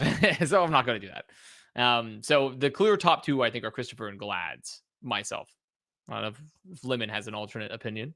I really struggled with this question because one, I need to see what they're doing because the results are based on I want to attribute it to the players. And I'm just like, if you look at a high player quality team like Glads and Shock, how much do I want to give? Oh, this is the best team with the best players get coach of the year because they just always win? Or is it like, do you just attribute it to player quality? What if you could just sit back and this team just wins? Like, I actually don't know what happens behind the scenes, and if like these coaches are what's making this team amazing, or if it's just players on the team. So I'm like, I kind of looked at this question. I'm like, who is a team that has had drastic improvements, has like not met player quality, but obviously not MVPs, all-stars, and how are they turning those players into MVPs is like how I interpreted this question. And then this is going to be like a hot take, but I like leaned Atlanta Reign's coaching situation because I know everyone thought they were just going to be amazing at the start and then they weren't, but then they did a lot of improvements. They're developing Hawk into like this ultimate flex. They ditched Gator for whatever decision that is. Venom's a rookie who is, only plays Tracer, and they somehow made that work. Nero's the one that needs the most development, and he's on his way. And then Kai is like made into MVP material. So it's like, but I know this is a hot take, but I just like, if I think of a team that had to do a lot of improvements with like not MVP player quality that are turning out to be that way, then I leaned more Atlanta Reign. And I thought about the London Spitfire, but then in terms of like, not MVP player quality, but you're turning them to be a decent team. But am I going to applaud a team for running like the same comp and not like going to the meta and not, I don't know. It's like, I feel like good coaching should be like how many strategies and how diverse you look as a team and how flexible you are and how can you develop those into big, like, yes, I think, impressed people beyond their expectations if they weren't supposed to be good. But I also don't want to applaud like a one-trick rush team that eventually got counter in a tournament and then weren't able to flex beyond that. So it's like, it was between London and Atlanta Reign. I know that was a long story, but yeah, no. Okay, so I'm gonna pose a question though, Lemon, for this. Okay. So I'm gonna pose a question. So you're saying you don't want to judge a players off player quality, right? Which I think is fair because it is tough to determine the difference. That's like, it is hard, right? But couldn't you argue? And I'm sort of on this argument, but also like there's wiggle room, right? That a team with the Hawk, Kai, and the American Tornado backline is a lot of MVP player quality material, right? Or are you basing it more so on the just fact because they looked bad, improved, and now look a lot better? Yeah, so that part, and it's like, I guess I look at Shock or Glads and I'm like, man, I wouldn't really have to do much if I was a coach on that team because I think they would just win. But then I also like don't know a lot about what goes into coaching and what I don't know. I'm not friends with like you guys are with these coaches and know them personally. I know nothing about them besides looking at rosters, look at results. And then I'm looking at improvement trajectory where it feels like Atlanta and London are fitting that, while as Shock and Glads have always been good. But yeah, maybe the player quality in terms of Atlanta wasn't the best argument. But I'm looking at OG and Ultraviolet that not like didn't have like attitudes whatsoever, but like Redbird Esports, like I don't know how much coaching really went down there. It was felt like not like player run team, but it was a rough team that if you were going to import into Owl, how were you going to make them into Owl caliber players? Because we've seen a lot of great Contenders players go to Owl and just not turn out to be the caliber they were in Contenders. So it's like the fact you turn OG and Ultraviolet, you took their strengths from Contenders and you made them that way. That's good for me. And especially you took a one trick that Venom. No one thought that Venom, like, not that deserved to be in the league, but like out of all the one tricks and Contenders, like we knew Venom was going to be the most likely because Tracer's the most important hero to one trick at least. And they still made him look really good, despite all of the one trick Tracers in the league that eventually retired and ended up not being as useful as he was. I also think with the Atlanta Reign, because I think it's an interesting conversation. You can't like have it both ways with the Atlanta Reign. Yeah, on one hand, I recognize that they have a lot of individual skill on this roster, whether it's Kai, Hawk, or the backline. There's a lot of individual skill there, but you can't just say that like, oh, it's kind of expected to them to be like top 3 at tournaments. And at the same time, they've been 7-5 in the regular season. Like either they've had a disappointing regular season and had like normal tournament results, or they've had a pretty normal regular season and their tournament results are actually like just like impressive and they're overperforming.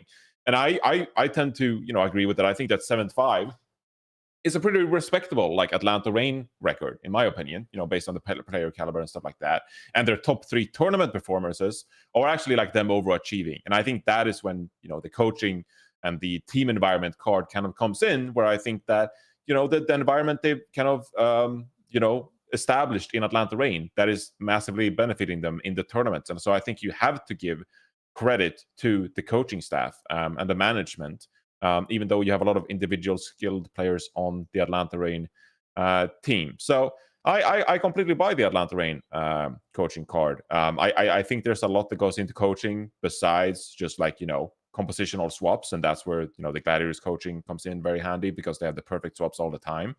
But there's also the team environment, team synergy, communication, all that kind of stuff. And if you don't believe that, well, you motherfuckers voted Moon to be the coach of the year. So, you know, you can't have it both ways there either. There's, you know, in-game coaching and there's outside of game coaching, and there's a mix of both. Either way, I think Atlanta Reign coaching staff, they definitely qualify. And so if you think that you were really impressed by their top 3 results in the tournament, then I think they're a completely valid, you know, candidate for this award. I think coaching role in general is definitely the hardest one to call, right? Because yeah, we don't know what goes on behind the scenes and like how the coaching structure is really boiled down to it. Yeah, we can speak to them and whatever, but it's tough to see. I think one of the reasons, and one of the good reasons why Christfer has done so well in like coach of the year candidate currently, is because, yeah, while I do agree, Lemon, with your point, the one trick king of a team isn't necessarily as good, but like you might as well play up to that strength even against these like meta compositions, because if you end up just trying to mirror, and this is something that's a little bit on the coaching staff too, or like a lot of it on the coaching staff too. It's like, okay, guys, fuck this. Why would we play this when we will probably lose in mirror, when we can just play our style, our comp, and actually perfect that to a point where we are beating some of the top teams and we are blowing expectations out of the water, you know, blowing Johnny's 17th place for the London Spitfire coming into the season out of the water. So I definitely think Christfer as a whole, even if he has made a team that has kind of perfected this one style and not really branched out as much as they possibly could, I think that's just another accolade to Christfer for a coach of the year candidate currently. We'll see how that does end up trending forward with like JunkerQueen and shit. Like, yeah, maybe they are just this purple one trick team, but I've got a feeling that's not really going to be the case. I still think there's a good shout out for Hunter. But right now, Christfer, him and Hunter, rank 1, rank 2, maybe, for coaches of the year. I think Christfer gets a lot of points too, by the way, because I'll sorry for cutting off, John. I just wanted to add for my final Christfer, my final Christfer point before I'm done with the like, it's mostly, sure, they've been pretty definitively on one comp, right? But they have played that comp very differently to most teams at times. When teams have tried to replicate that success, it's not just how good they are at the macro level, like in terms, and well, not just the macro, but also the micro level and their cooldown usage. But the macro for London Spitfire is so much different on that comp than it was for a lot of teams that tried to replicate the success of it, because they were ones that were like hardcore abusing, putting your DPS players with your Lucio player, taking aggressive flanks, making sure that like, okay, we're setting up a flank here while our front line's pushing, isolating players very consistently with like all these sort of small plays between them, and like utilizing the strengths of their comp separately from just, okay, we're walking forward, we're setting up our rush right. Like, no, not only are we having perfect cooldown usage for the front of our main team fights, but we're also winning fights throughout the rest of the map by making sure Admiral and another DPS player, or even another like flex player, like maybe it's in Landon, like are taking these fights elsewhere across the map too, which a lot of other teams struggled, I think, to see that same level of consistency with. Yeah, so to me, that also is another element, right? Yeah, it's another element to Christfer and the coaching staff of London. I think getting that, because not only have they had good success for a team that we didn't expect to be good, but they've made a comp work that we didn't expect to be consistently good. Not only are the best of that comp, but they're also playing that comp way differently than a lot of other teams that are trying to do it. Not just from like, oh, they're playing it perfectly like GOAT style, right? Because GOAT is like, okay, your cooldown usage is immaculate, right?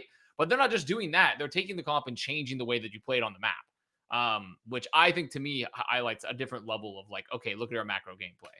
You could compare. You know what you can compare that to actually in the Goats era is the Element Mystic Goats with Sparkle and Doomfist. The way that they were playing that comp like completely differently. Yeah, the cooldowns and shit were perfect, and Sparkle was like, well, Rush was like, well, we're actually just gonna play Doomfist, and it was like the Goats comp that no one ever thought they could lose on. They obviously ended up losing on that comp in the finals against Runaway, but they perfected a style of that composition that no one else was really playing at that time with the Doomfist. Yeah, it was a hero swap there, so like you could argue that, but like the Admiral Backbone May flank with the Lucio shit, dude, that shit was fun as fuck to watch. Also, teams just no idea what the fuck was going on. Like, and that shit was what really impressed me about London Spitfire and the way they actually played that comp. All right, there we go. We've discussed Coach of the Year probably longer than we have it any other year. So there you go. That was long ass Coach of the Year. This is good. That's good though. I think that's cool. Yeah. Really obviously just bantering, having fun with it. So anyway, there's where we're at the halfway mark for the 2022 season with our awards currently. Now, before we wrap up the episode and we do Bren's Play of the Week, we got Lemon on, and I've seen you done a few VODs reviewing the Contenders meta, and also we had the whole like ContendersStrike thing going on. So I've been informed that we gotta keep it short, and I'm not just I'm not censoring the ContendersStrike thing or anything, but we do we do actually like have to press on the gas pedal and get through this episode part of it, because we've been already on for quite some time, and I've been informed we have something coming up as well, so we gotta keep it brief. But what's going on with Contenders here, Lemon? Do you want to start just a little bit on the ContendersStrike, and then what actually happened, and then maybe we can move into the meta just quickly, your thoughts, because we'll be discussing the meta next week in our Summer Showdown preview episode.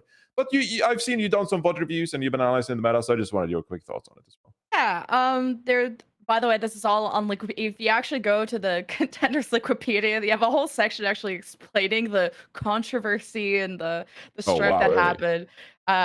For some reason they added that. But TLDR, there was like a 1st to 3 apparently in the rules. It was a 1st to 3 best of 5 upper bracket final between Munich and O1. But the day before, the players were like unsure of the format. They asked the admin said it's 1st to 4, and the official tournament site, whatever they're using, Game Battles or whatever it is these days, also said 1st to 4. So as they're playing the series out, the one team is up 3-0, and then the other team starts a reverse sweep. So it's now 3-2. And all of a sudden, the admins realized that it was apparently supposed to be 1st to 3 this whole time. So they just cut the series short, and they're like, oh, by the way, we made a mistake. It's 1st to 3. The 3-2 team wins. And then all the players get in a Discord. They're all arguing because of the conflicting information they got. So the admins just said, the rules are the rules. It's 1st to 3. Play it or forfeit. And then they started... I don't know when the Torb 1v1 started happening. I kind of came onto the stream in the middle of the Torb 1v1, and I thought it was just memes. But then they started kind of not playing, refusing to play. I don't know if the Torb 1v1 happened after or before. And they just all refused to play and started the hashtag ContendersStrike on both Twitter and the chat.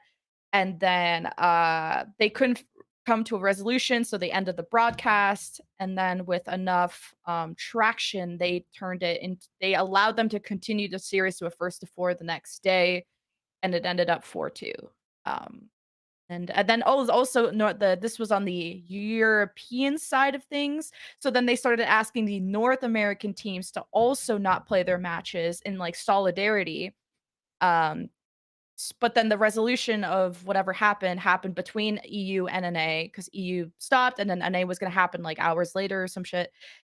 So then they were asking the NA players to strike. So then that's how that all started trending. But then they came to a resolution, got the teams to like keep playing or whatever. And then NA was all like, oh, I don't know if I want to keep playing because there's a strike. So it was like a super big fire, but came to a resolution at the end. Yeah. But I think it's actually quite admirable that like the Contenders players like went on the strike and they made a big fuss about it, and like they broadcasted like some of these meetings, they shared like the information about it, and they were like, this is actually like really important to us, the tier 2 scene, and both the regions kind of collaborated in that regard and had respect for each other, that this was like a problem, and they're trying to find solutions to problems like this. So in many ways I applaud like the players. I was traveling on that day, so this is the reason why I'm not like as informed about it. I was traveling home that day, like flying and stuff like that, so I didn't get a chance to catch up on it. But in general, I think it's good that the players like banded together for something that they obviously cared much about, and they're trying to find like a compromise in making Contenders like a more respectable, competitively integral like part of the Overwatch ecosystem. So I applaud them for that. Is there any like podcasts or videos or anything that people, if they want to hear more about it, they can go check out? Did anyone do like a big round table about it? Do we know anything about that? I mean, realistically, if you want to keep up with most of it, you should just take up the Twitter accounts for like Helv, and a lot of the players that were on those teams, because that's like the ones that you should be looking out for. Because I think the one I kept really documented was Helv, I believe, was the Twitter account I kept most of it with. That's where you can see like a lot of the information. I think Iced also posted a lot of information related to it. Yeah. So like the Twitter accounts are probably the most hands up, because the reality is like this is the closest you're going to get to Twitter content, to the Contenders content, because there's just not the viewer base there to sustain Contenders content. It's just the fact. So like, but it's good that we're discussing it here, because I think it was, like you said, Johnny, very important, a pivotal act because at the end of the day, if a tournament organizer tells you this is the format you're playing, you assume that you're playing that format for the entirety of the series. And then also taking into account that they made the ruling in the middle of this, right? So like everyone's still assuming that this is the format we're playing, and like, oh, match is over, but the other team's beginning potentially reverse sweep. That would be a huge fucking deal. And like, imagine if that happened in Overwatch League, right? That's a monstrous deal. And obviously, even though the scale of investment isn't the same, we should still be treating the same competitive integrity level, right? Because it's still players playing and treating it very seriously. So it's very important that the players came together, I think, and found a solution here. I could argue that maybe there is potentially lines of like leaking very private like messages, right? But at the end of the day, like that's just a strategy involved with getting what you want, right? And like I'm also of the opinion that like when it comes to protest, the thing is there is no such thing as a convenient protest for anyone, because it's a protest. Like you're doing something that's inherently inconvenient. Like no progress is made when you do the most polite protest ever made, because everyone's just gonna fucking ignore it. So like that's just how it works. So like it is what it is. And I'm glad we had the season. Now if we can keep that same energy to perhaps make some players unions or something, then like great, let's keep that same energy going there. But otherwise, then I think it's a overall very good thing that happened. Yeah, absolutely. So I urge everyone to, who are interested more in the ContendersStrike to go look out for that information. There were tons of threads on competitive Overwatch Reddit. Twitter, you mentioned some accounts as well. You can go read up on it and check it out. But yeah, we gotta wrap things up here pretty soon. So final topic here, Lemon. Contenders meta. I watched a few moments of it. It seemed fucking horrendous, like one of the worst metas I've ever seen in my life. Is that true? And are we in danger for the Overwatch League, or do you think that actually like the recent patch with like the decaying armor and health and stuff like that, is that actually going to make it, a bit of a more suitable kind of meta where with some variety involved? It's feeling like a GOATS 1.0. There is still like moments of pop off where like DPS can do something. So the composition that is at least traditional, I know there's different versions of it, like there were in GOATS. We have your JunkerQueen, a Lucio Brig, and then Genji Sojourn or Genji Ash, depending on the team. And there are some teams that opt for like the poke version of it, where you go Far or Echo or something, because JunkerQueen is countered by poke. Or maybe you go for a different main support, so like, or different main healers, so Lucio and Moira, or along those lines. Lucio Bap. So there's still like a lot of interpretations to that composition, but it is really ass to watch because fights are like lasting a really long time, because you technically have like 3 healers, 3 AoE heals with the Lucio break and the JunkerQueen who drops heals. Like, and it's all you're really watching in these fights is who's using Shout first, like that healing ability from JunkerQueen. And it's like, oh, whoever uses it second is better, and then that's kind of how the fight turns out. But then nothing really dies for like a long time because you have so many heals. some cool pop-off moments. Like I said, I think there's more pop-off moments in this like JunkerQueen goats than there were in the traditional goats, because you still have Rampage that does like a big anti-heal. So it's like the ultimate fights are really fun to watch, but the neutral is boring as hell because you'll just have two JunkerQueens beating the shit out of each other. The supports are just existing, and then the Sojourns will sometimes get the first blood, and that's similar to the league where you just wait for the Sojourn to get the first pick and then shit starts to happen. And then Genjis are just there to follow up when the fight starts to break down. So the fights at TLDR are just very long. There's a ton of heals. Your positioning is very forgivable, so it doesn't feel like a high skill composition to execute. And it's just kind of another who has the better DPS type of meta. So you can still depend on those guys, but everyone else doesn't really have to play good. I've seen some really like masters looking players like in the finals of this tournament just not do well. Drop names, drop the masters. No, it's just they're so bad. There's like some really just bad plays that are like bad positioning, bad macro, bad rotations, but it's all forgiven because you have speed, you have insane amounts of heals, and like you could just, I don't know, there's just a lot of cooldowns to forgive it. It's not gonna be fun. We have a altered version of that patch though, right? Or like the JunkerQueen patch? Because I want to know what that means. What does that mean? This altered version. So I know there's no necrotic orb, no I know there's changed mercy, but what else is the altered? I think it's the most recent one with the decaying JunkerQueen health that they published on July 15th. Okay. I think that is the patch we'll be playing on. I think is the most important word because I'm not 100% sure, but I think that's the patch. It is so funny, like and then the Mercy and Moira changes, of course. You know, with no necrotic orb. Yeah. I'm not going to the Moira topic, but the funniest thing about the JunkerQueen commanding shout when me and Carson were like first playing that patch, that beta 2, whatever it was, I'm like, this seems very good. Like you instantly gain a ton of health. I'm like, oh yeah, I can just dash in with Genji and then not need to fucking do anything because I get an extra 1 billion HP and I just can't die. Like any kind of dive hero, like you can, as soon as you played it, it instantly felt bad because also the backline, when you dive the backline as Genji, they also don't die because they also have commanding shout. I'm like kind of surprised this didn't get like altered very, very early on. And I think in general, only giving her health, because it gives her speed up too, only giving her health would be way better than giving everybody else health because they already get the speed. That's fine. I think that's a good way to like supplement your team, like going in and plays to the character. So, and JunkerQueen doesn't really have a defensive ability apart from the commanding shout. So only giving her health and not giving everybody else health would be, I think, the perfect middle ground for this ability. I mean, I guess we'll have to wait and see what the Overwatch League teams end up doing, but it still sounds like it's going to be, even with the decaying health, still sounds like it's going to be a fucking slugfest in the front line. I think the first thing we said on this podcast when we saw the JunkerQueen commanding shout, we're just like, this is dumb. This is going to be because we knew immediately how strong that ability was. Playing, obviously there was no ranked in the beta or anything like that, but playing against like silver backlines when you're like a decent Genji player or a decent DPS player and then they randomly get like extra HP because it's not like a super spammable ability, but like because the fights last so long, because of the uptime, it does not feel great. Like you dive into the back, they don't die, but then you don't die either, so you end up backing off and then re-engaging. Commanding shouts up again, and the fucking JunkerQueen's just spamming commanding shout as much as possible. Like it didn't feel satisfying as a DPS player, even diving on someone that maybe not be as good as you because you can't kill them, and it just it didn't feel great.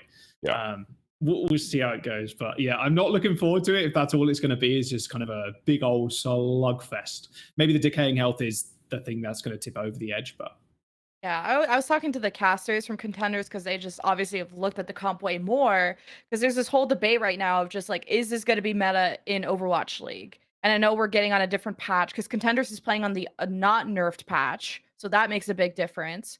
But even the casters, like I was talking to Hirix, and he definitely is saying that this is going to be meta, and you're going to see it play. Not like meta as in every map, but like maybe on your COTH maps or your niche situations.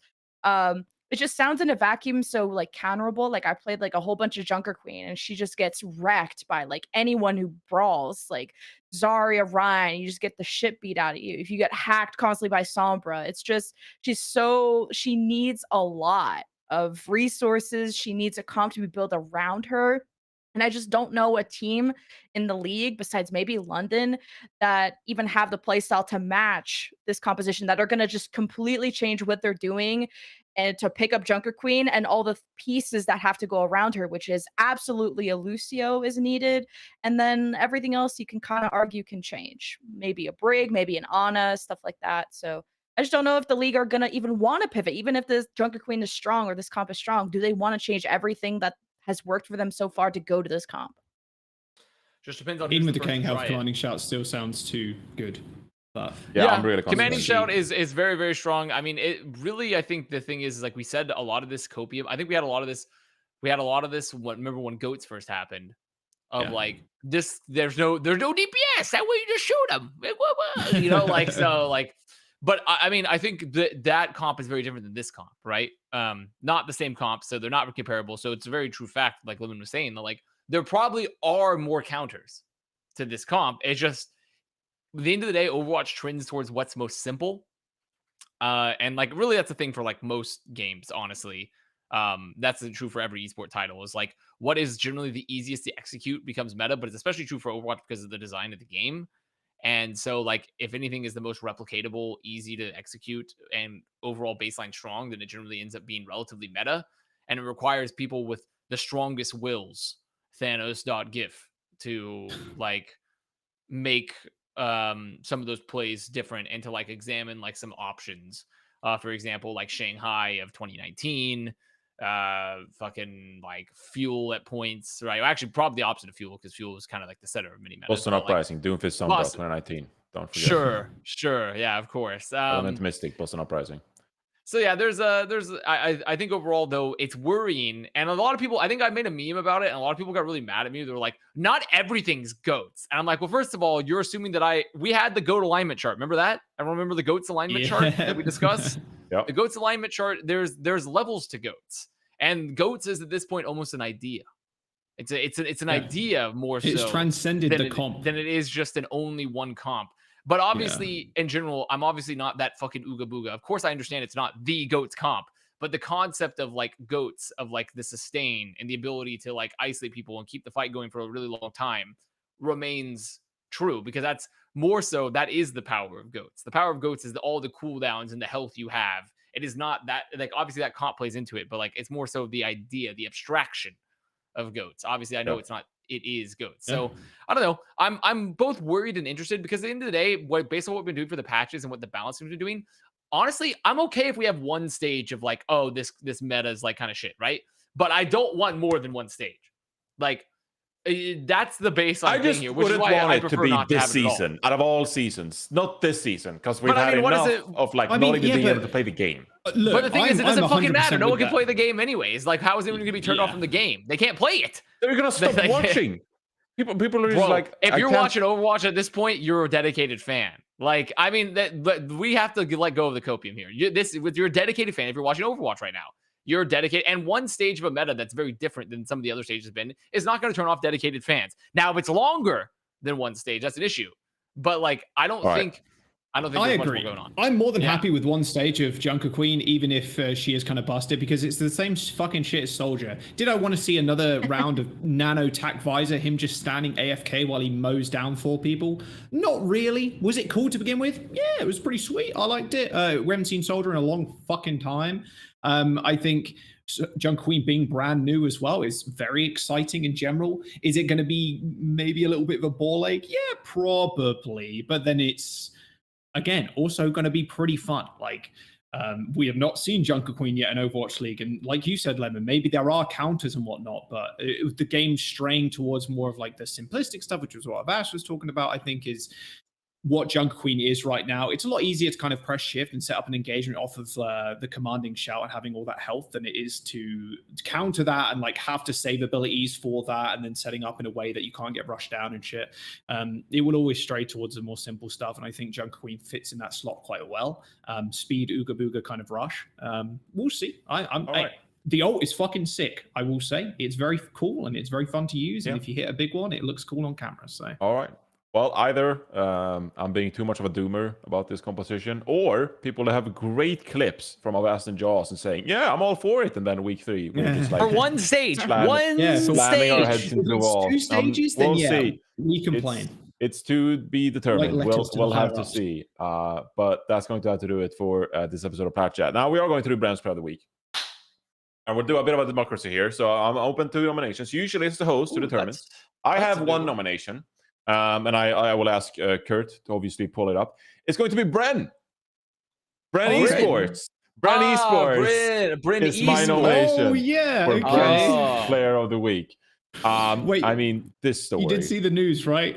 You did see the news? I did see the Okay, news. okay. Yeah, that's what I'm assuming is prompting this about Bren Yeah, Esports. okay, good. Because it is Bren's Player of the Week, but also Bren Esports, the organization who competed in Valorant, and I think they're pretty much only doing Valorant. The owner of Bren Esports is being hunted down on drug smuggling charges in a botched deal worth over $30 million. Dude allegedly attempted to smuggle 276 kilos of shabu, which is methamphetamine and caffeine mixture, but the plan was foiled. Meth and caffeine, man. And I I didn't think even sounds know. whack, bro. I think it got. I think the deal got. It says there. Manila Court has ordered the arrest of the son of World Balance owner and the entrepreneur behind the controversial app Lika over his alleged involvement in a botched smuggling of 1.87 billion worth of shabu. That's like, obviously that currency. So it's not $1.87 billion, but whatever that is, of shabu at the Manila International Container Port. So he's like, they're assuming that he's like tangentially involved, like some kind of way. I don't think he individually was like arrested or something like that, but he's on the hunt for $30 million of methamphetamine and caffeine mixture. So it's Bren's Player of the Week. I don't think maybe it should go to him. I feel like that's maybe like the opposite.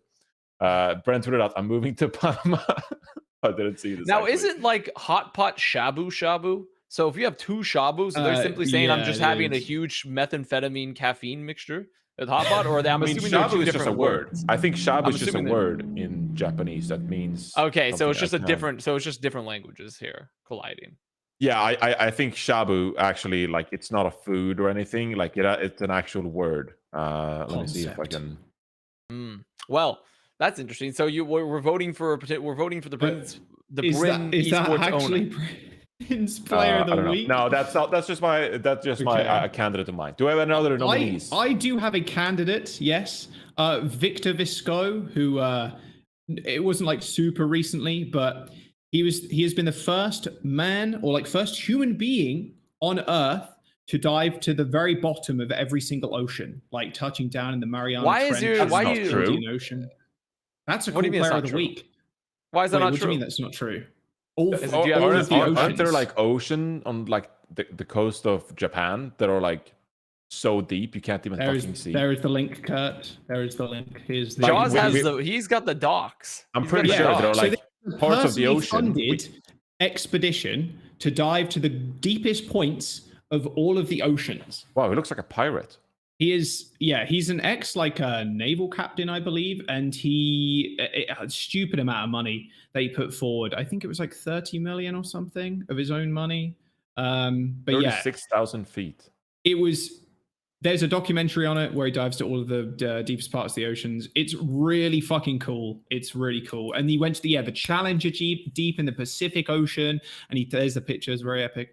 Wow. And he solo dove every single one, and there was like scientists on board that were sending pods down to try and get samples, obviously from the very bottom of the ocean. They did discover new species when they were down there. So that would be my Bren's Player of the Week. I know Bren loves the scientific community. That feels like that is very in the spirit of Bren. It's very apt. Victor Visco. Yeah. Any other nominations here, Lemon or Avast? I thought we were picking Overwatch players. I'm so confused right now. No, you can pick. What's your player? What's your player? I didn't really have one. Okay. All right, that's fair. I will pick an actual player to balance out, and we can vote. I'll pick an actual player. My player, my player vote is gonna go out to. It's gonna go out to Lastro. For it's going to go out to Lastro for the fearless double bird flipping. that occurred love at Midseason Madness. There's the secondary shout out to Hunter for motivating his team with Hunter Gay Sex. But I think overall Lastro with the fearless double bird flip at Midseason Madness is as Violet says, I respect him so much. So that's gonna be there. It is. There it is. Twice at all. I respect him so much. Look at that, huh? This makes sense. I'm going to do. I this. respect him so much. So I'm gonna put an actual player there for us to vote. So now we can vote. Now we can do some voting. All right, Lemon. Did you actually? What about Patty's like T-pose? He just wins like six figures and just T-poses on the put Patty Pan up there. Yeah, we can throw that one up there. Legendary celebration. All right, so these are all good shouts. And in the spirit of democracy, this was all just a ruse. There's actually no democracy involved here, and I am the one who determines who's actually Brent's for the week. Fair enough. But great job with the nominations. Brent's player of the week, it actually goes to Kurt, our producer this week. It actually goes to Kurt because he is the MVP behind the scenes. Obviously came home from Copenhagen, got the setup and everything. Feels under the weather for today's episode, but still came in clutch. Did the lower thirds, produced the show, even though he wants to, have some tea and go back to bed. I'm really grateful for Kurt. Kurt is the absolute MVP of this show. So thank you very much, Kurt. You're Brent's player of the week. Thank you, Kurt. There you go. Thank you.